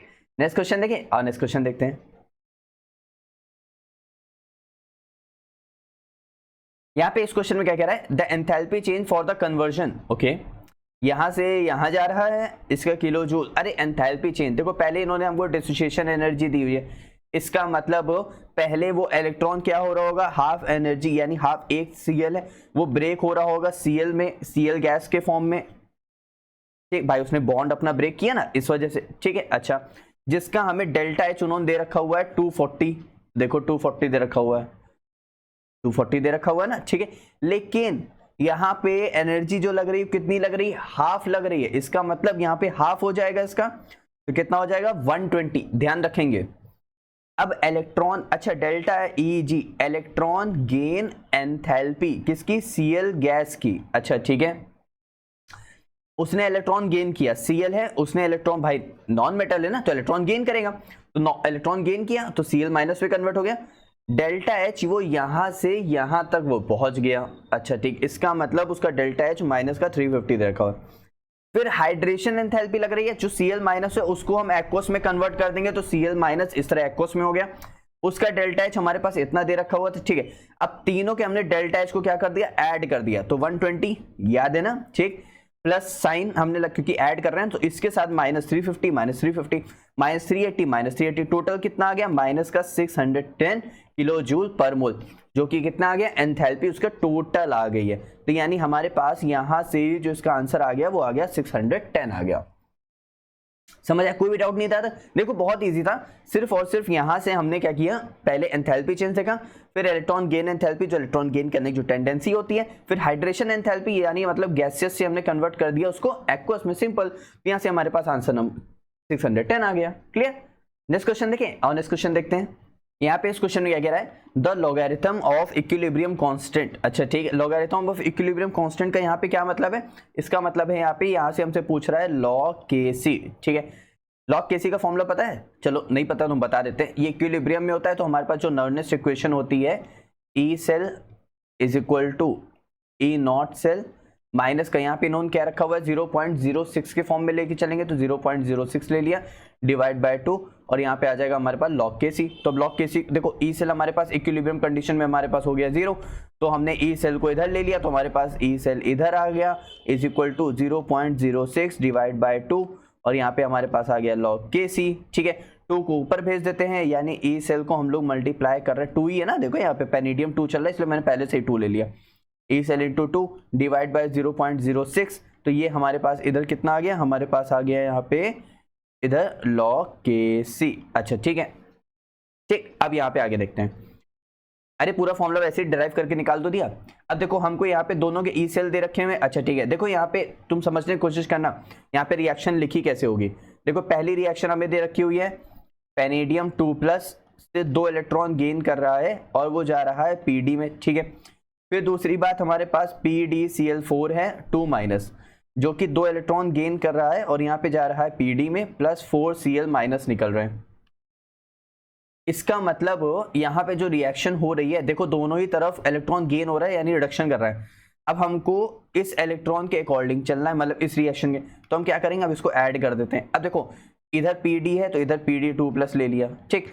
लेकिन हमको PdCl4 उधर चाहिए तो हम PdCl4 को हम उधर कर देंगे तो साइन चेंज हो जाएगा। यानी इस पूरी रिएक्शन को पलट दो, इस पूरी रिएक्शन को पलट दिया जब मैंने, तो यहाँ से Pd वाला टर्म उठ करके इधर आ जाएगा और ये वाला टर्म उठ करके इधर चला जाएगा। तो देखो Pd से Pd मर जाएगा, इलेक्ट्रॉन से इलेक्ट्रॉन मर जाएगा, तो यानी प्लस इधर आ जाएगा खाली 4Cl- और गिव्स आउट PdCl4 2-, इतना आ जाएगा। अच्छा अब यहां से ध्यान देना, यहां से हम लोग ने क्या कर दिया, उसको पलट दिया है, तो इसका मतलब 0.83 तो ऐसे ही था, उधर भेज दिया, उसका साइन चेंज कर दिया, तो 0.65 यानी हमारे पास आ जाएगा इसमें से आ जाएगा 13, आ जाएगा 1, यानी 0.18 आ जाएगा, ठीक है। तो यानी हमारे पास इस जगह हम रख देंगे 0.18, तो यानी ये तो 6 3 है, ये तो 2 है, यानी हमारे पास आंसर 6 आ गया।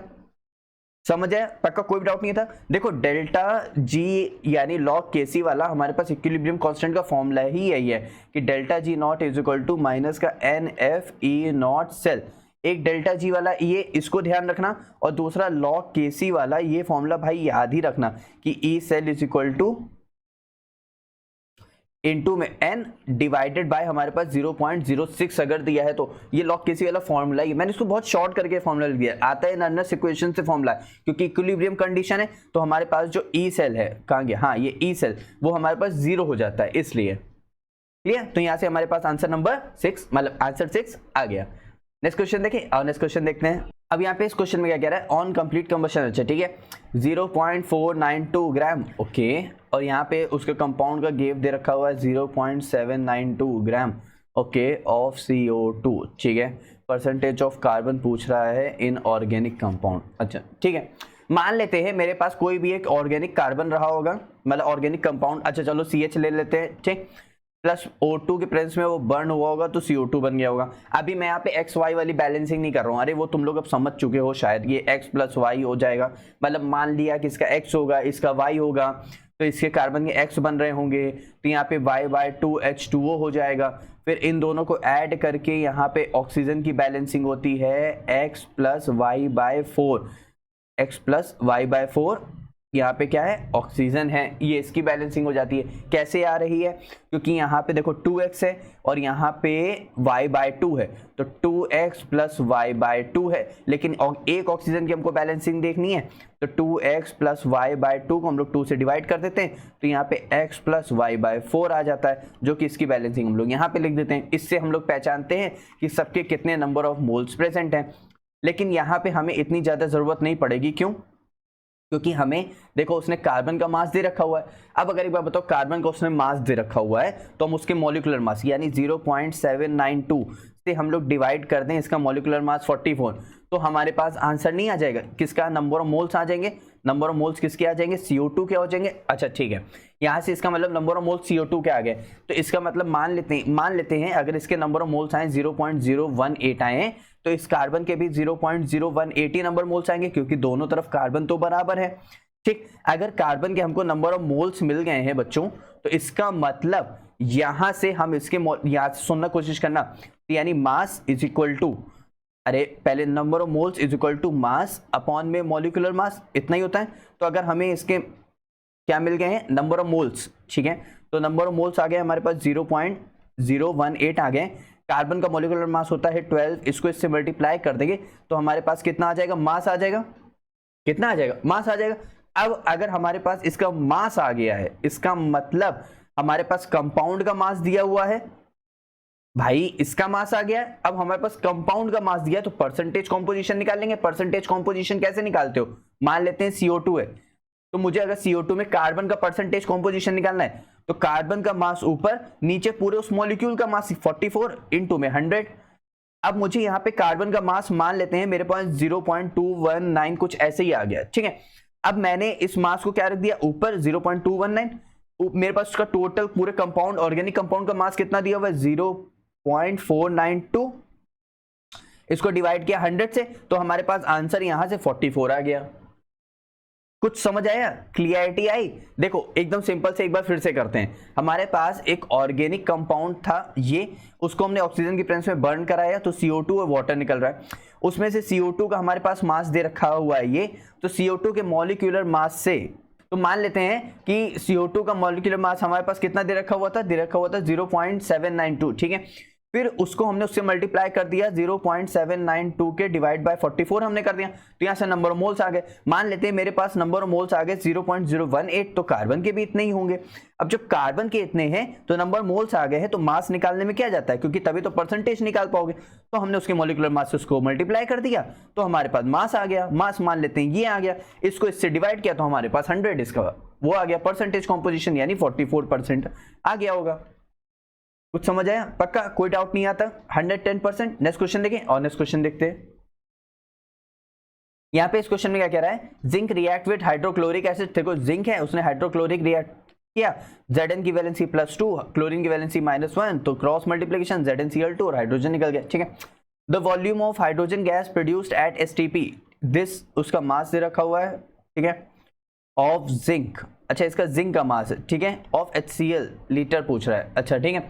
अरे भाई एक बात बताओ, इधर अगर एक जिंक है तो इधर एक H2 है, तो इसके जितना नंबर ऑफ मोल्स होगा उतने ही इसके नंबर ऑफ मोल्स होंगे।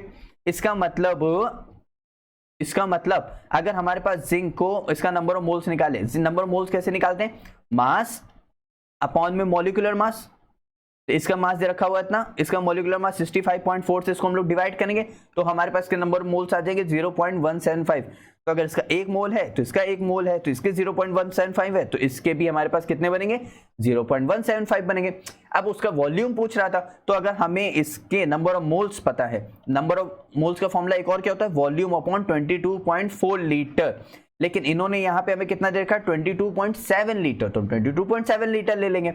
यहाँ पे हमारे पास नंबर ऑफ मोल्स आ गए, देखो इतना वॉल्यूम पूछ रहा है, इसको इससे मल्टीप्लाई करेंगे, हमारे पास वॉल्यूम आ गया 3.97 के अप्रॉक्स है, तो हम इसको 4 लिख सकते हैं, तो हमने यहाँ से 4 लिख दिया बस। कुछ टफ लगा? नहीं। देखो एक बार फिर से एक बार देख लेते हैं भाई, अगर इसके एक स्टोकियोमेट्री है, इसकी भी एक स्टोकियोमेट्री, मतलब ये एक बन रहा है तो ये भी एक ही बन रहा होगा, एकदम सिंपल यार। अब यहाँ पे देखो इन्होंने खुद भी कह रखा था, तो वॉल्यूम ऑफ हाइड्रोजन गैस की बात कर रहे हैं ना, इसका मतलब अगर हम इसके नंबर ऑफ मोल्स निकाल ले, क्योंकि इसका मास दिया हुआ है, इसका मॉलिक्यूलर मास दिया हुआ है, तो अगर इसके नंबर मोल्स आ जाएंगे तो जितने इसके होंगे उतने इसके भी होंगे। अब ये फॉर्मूला ही होता है, इसमें वैल्यू पुटअप किया तो यहाँ से वॉल्यूम ही आ गया, तो यहाँ से हमारे पास वॉल्यूम कितना आ गया, यहाँ से हमारे पास 4 वॉल्यूम आ गया। क्लियर? इजी था, टफ तो नहीं था, पक्का अच्छे समझे। नेक्स्ट क्वेश्चन देखें, और नेक्स्ट क्वेश्चन देखते हैं। यहाँ पे इस क्वेश्चन में क्या कह रहा है, रेट A से B रिएक्शन हो रही, ठीक है, इनके पास कोई और रिएक्शन होती ही नहीं है। इसके बाद the rate constant of reaction, अच्छा टेम्परेचर दे रखा हुआ है T1, टेम्परेचर दे रखा हुआ है T2, और K1 दे रखा हुआ है, K2 दे रखा हुआ है। अरे भाई अब तो हो गया, यहाँ पे देखो log 5 की वैल्यू भी दे रखी है, log 3 की भी वैल्यू दे रखी है। अरे अब तो log 10 को भी उन्होंने 2.3 कर दिया। अरे फॉर्मूला कौन सा लगेगा, log K2 upon K1 is equal to EA upon 2.303 into में R यानी हमारे पास 8.314, और यहाँ पे T2 माइनस T1 अपॉन में T1 इंटू में T2। तो अरे फॉर्मूला लगाओ भाई, एकदम simple, log K2 upon K1 तो 0.05 डिवाइडेड बाय 0.03 log के साथ, ठीक, इज इक्वल टू EA हमको फाइंड करना है और 2.3 ही लेना है, क्योंकि ये कह दिया इन्होंने। R की वैल्यू 8.3 ले सकते हो, 8.3 ले लिया, और यहाँ पे हमारे पास T2 माइनस T1 यानी ऊपर हो जाएगा 100 और नीचे हो जाएगा T1 इंटू T2, तो 6 3 2 जैसे यानी 4 0 आ जाएंगे। तो ठीक है, 2 0 से 2 0 तो मर गए, यहाँ पे हमारे पास हो गया 600 यानी 1/600 हमारे पास हो गया। अब वैल्यू सॉल्व करो फटाफट। देखो ये कि हमारे पास कितना दिया हुआ है, ये हमारे पास दिया हुआ है 0 यानी 0.70 से हमने माइनस किया 0.48, तो हमारे पास कितना आ गया, यहाँ पे 2 आ गया और 6 में से 4 गया तो 2 बचा, 0.22। ठीक, तो यहाँ पे हमारे पास कितना बचा, 0.22। अरे समझ आ गया ना, एक इसकी वैल्यू रखी log 5 की तो 0.7, log 3 की वैल्यू रखी 0.48, दोनों को हमने माइनस किया तो 10 में से 8 गया तो 2 बचा, 6 में से 4 गया तो 2 बचा, तो इतना आ गया। अब इसको इधर मल्टीप्लाई करो तो आ जाएगा 2.3, इसको इधर मल्टीप्लाई करो आ जाएगा 8.3, इसको इधर मल्टीप्लाई करो आ जाएगा 600। ठीक, इज इक्वल टू हमारे पास हो जाएगा ये। अब मल्टीप्लाई करोगे तो हमारे पास आंसर पूरा पूरा कितना आएगा, 2520। क्लियर, कुछ टफ लगा नहीं ना? आंसर हमारे पास किस में आ जाएगा, जूल में आ जाएगा। ठीक है, ये थोड़ा सा नियरेस्ट अप्रॉक्स आएगा क्योंकि ये इस तरह आएगा, 2519 के अप्रॉक्स आएगा। किसके अप्रॉक्स आएगा, 2519 के अप्रॉक्स आएगा, इस बात को ध्यान रखना। नेक्स्ट क्वेश्चन देखें पक्का, और नेक्स्ट देखते हैं।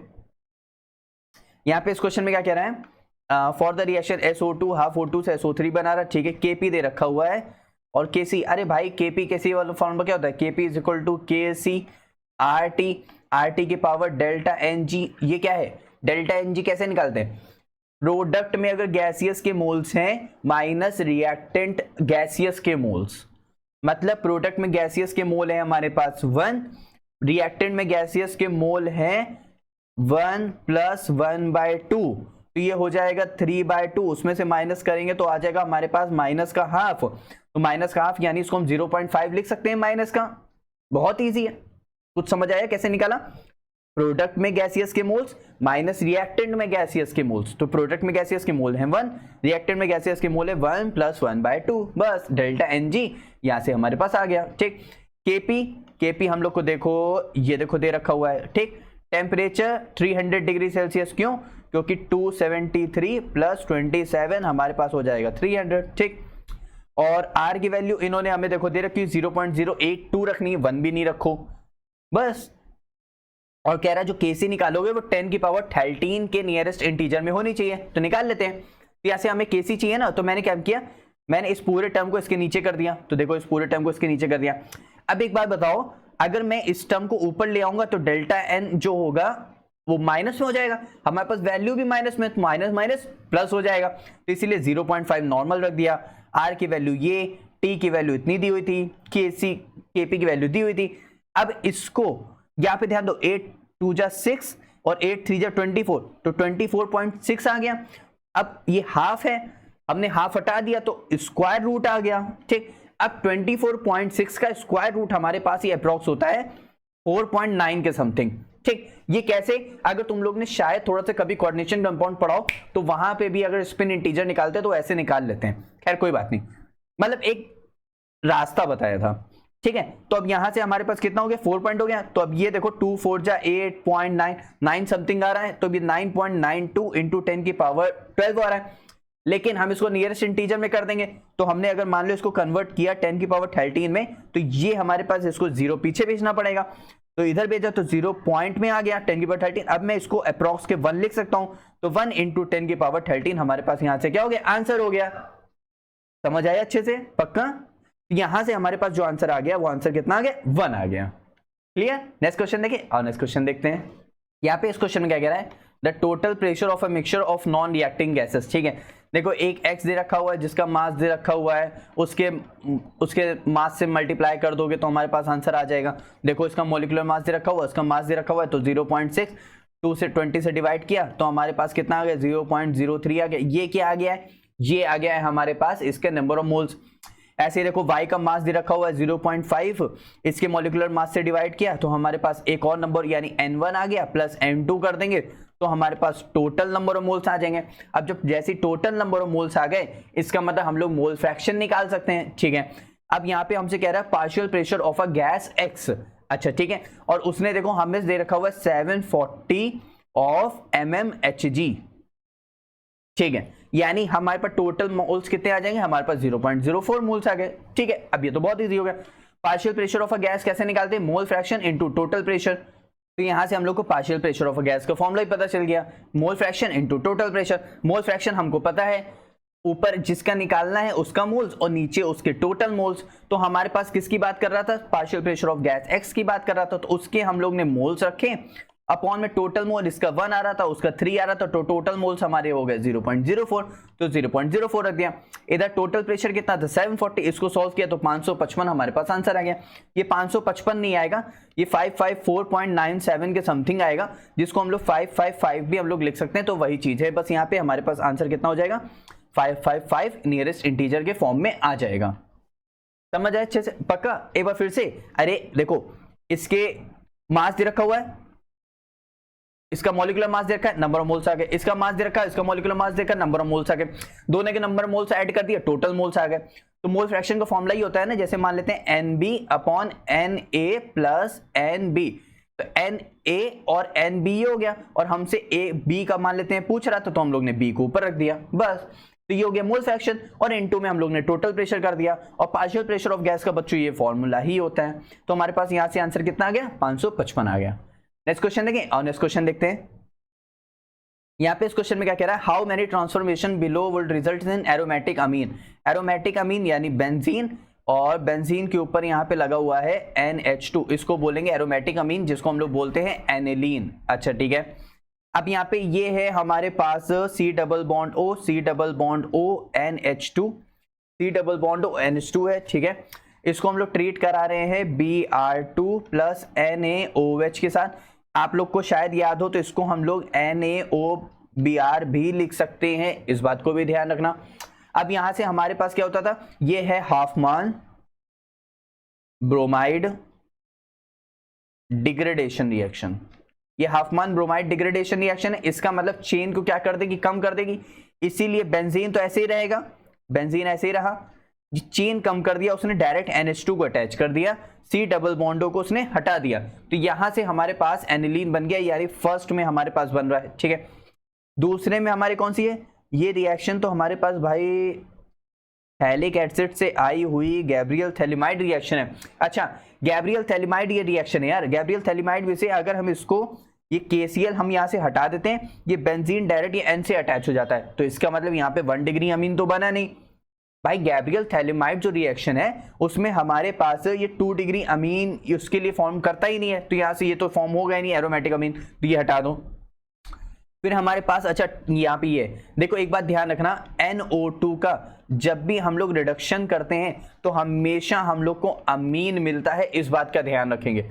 NO2 का जब भी रिडक्शन करेंगे तो अमीन मिलेगा, तो यानी यहां से हमारे पास अमीन बन जाएगा, क्योंकि यहाँ पे H2 और पेनिडियम की प्रेजेंस में, और कार्बन यानी कैल्शियम कार्बोनेट लेते हैं, तो यानी इसकी प्रेजेंस में रिएक्शन हो रही, ठीक है। अब यहाँ पे हमारे पास क्या दे रखा हुआ है, अच्छा ये दे रखा हुआ है एसिटोनिलाइड, ठीक है, क्यों, क्योंकि अमाइड दे रखा हुआ है, 2nd डिग्री के फॉर्म में है, और CH3 है, ठीक है।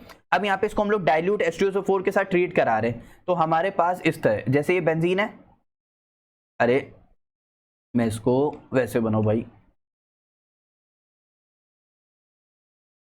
ठीक है, जैसे हमारे पास ये बेंजीन है, इसके ऊपर लगा हुआ है NHCOCH3, यही लगा हुआ है पक्का, NHCOCH3, इसको हम लोग ट्रीट करा रहे हैं डाइल्यूट H2SO4 के साथ, यानी यहाँ पे वाटर की कंडीशन है, यानी यहाँ पे इसका हम लोग कर रहे हैं हाइड्रोलिसिस। हाइड्रोलिसिस में हमारे पास क्या आता है H प्लस OH माइनस, तो एकदम सिंपल वे में बता रहे हैं, इस H प्लस को दे दो इसके साथ, और इस OH माइनस को दे दो इसके साथ, तो OH माइनस दोगे तो CH3, ठीक है, यहाँ पे रहा CH3, और यहाँ पे निकल जाएगा COOH, ठीक है।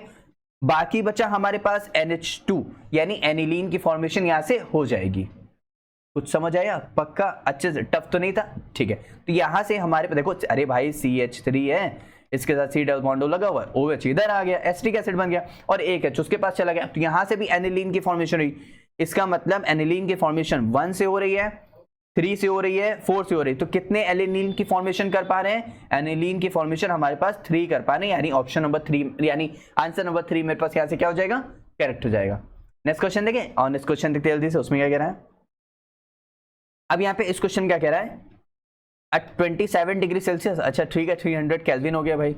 मास दे रखा हुआ है 2.5 ग्राम ऑफ सॉल्यूट, अच्छा ठीक है, सॉल्यूट का मॉलिक्यूलर मास निकालना है। ऑस्मोटिक प्रेशर का फॉर्मूला लगाओ भाई पहले, pi is equal to CRT, C को भी ओपन करो भैया, pi is equal to number of moles upon volume of solution litre RT, R यहाँ पे 0.083, T temperature kelvin, number of moles कैसे निकालेंगे, मास अपॉन मॉलिक्यूलर मास, उसको भी ओपन करो, उसको भी ओपन करो जल्दी से। पाई हमको दिया हुआ है, पाई हमको दिया हुआ है 400 प्रेशर पास्कल, ठीक है, लेकिन पास्कल में तो चलेगा नहीं क्योंकि यहाँ पे देखो लीटर और बार दे रखा हुआ है। अब तुमको एक बात पता होना चाहिए कि 1 bar is equal to 10⁵ pascal. इसका मतलब मैं यहाँ पे तो 400 इंटू में 10⁵ मुझे करना, मैं ये भी जीरो हटा दूं तो मैं अगर 4 इंटू 10⁻³ बार कर दूं तो तुमको कोई कंफ्यूजन तो नहीं है भाई, बहुत इजी था, ठीक है। Is equal to number of moles mass upon में मॉलिक्यूलर मास, मास हम लोग को दिया हुआ है 2.5, मॉलिक्यूलर मास यहां से हो गया m, नंबर ऑफ वॉल्यूम हमको दे रखा हुआ है 250, इसको लीटर में चेंज करना है तो ऊपर मल्टीप्लाई कर देंगे हम लोग 1000 से मल्टीप्लाई कर दिया, इनटू में R कितना दे रखा हुआ है 0.083, टेम्परेचर कितना दिया हुआ है 300, तो ये जीरो से ये जीरो मर गया, ये 25 हो गया, ये 4 बार चला गया। तो अब इसको हम लोग ऐसे ही सॉल्व करेंगे तो यहां से हमारे पास कितना आ जाएगा, इसका मॉलिक्यूलर मास कितना आ जाएगा 62250। भाई अब सिंपल कैलकुलेशन ही है ना, कोई टफ तो नहीं है, मास नीचे है, ठीक है। तुम एक काम करो, मास को उधर भेज दो, इस पूरी वैल्यू को नीचे ले लो, अब पूरा सॉल्व कर लो। क्लियर, अच्छे से समझ आया। देखो बिल्कुल टफ नहीं था, क्या था, पहले हम लोग ने ये फॉर्मूला लगाया, नंबर ऑफ मोल्स को भी ओपन कर दिया, मास अपॉन मॉलिक्यूलर मास में हमारे पास मास दे रखा हुआ है 2.5 दे रखा हुआ है, ठीक है। लीटर दे रखा हुआ था, मिलीलीटर में दे रखा था, उसको लीटर में चेंज करने के लिए हम लोग ने 1000 से इसको अगर हम नीचे मल्टीप्लाई करते तो ऊपर चला जाके ऊपर ही हो जाता ना, तो बस वही हो गया। उसके बाद हमारे पास ये पास्कल में दे रखा हुआ था, तो 400 इंटू पास्कल था। अब एक पास्कल जो होता है वो 1 बार 10⁵ पास्कल के बराबर होता है, तो वो नीचे आ जाएगा 10⁵। भाई 10⁵ यानी 5 जीरो हो गया ना, 1 2 3 4 5 हो गए, ऊपर 2 जीरो थे तो 2 जीरो से 2 जीरो मर गए, तो हमारे पास 3 ऊपर आ गए तो 10⁻³ हो गया। पूरा सॉल्व किया, अब यहां से मॉलिक्यूलर मास तुम कैलकुलेट कर सकते हो इजिली। क्लियर, अच्छे समझ आए, कोई डाउट नहीं आता पक्का। तो अब हम लोग देखेंगे इसके बाद इसका शिफ्ट नंबर 2। शिफ्ट नंबर 1 हम लोग ने पूरा सारा का सारा अच्छे से फिनिश कर लिया, अब देखेंगे इसका शिफ्ट नंबर 2, फिर हम लोग देखेंगे फेब का शिफ्ट नंबर 1 और 2, फिर यहां से हमारे पास 2023 का सेशन 1 क्या होगा, सेशन 1 एकदम कंप्लीट हो जाएगा। क्लियर, पक्का। और चलो जल्दी से नेक्स्ट सेशन पे आते, मतलब नेक्स्ट शिफ्ट पे आते, शिफ्ट नंबर 2 पे।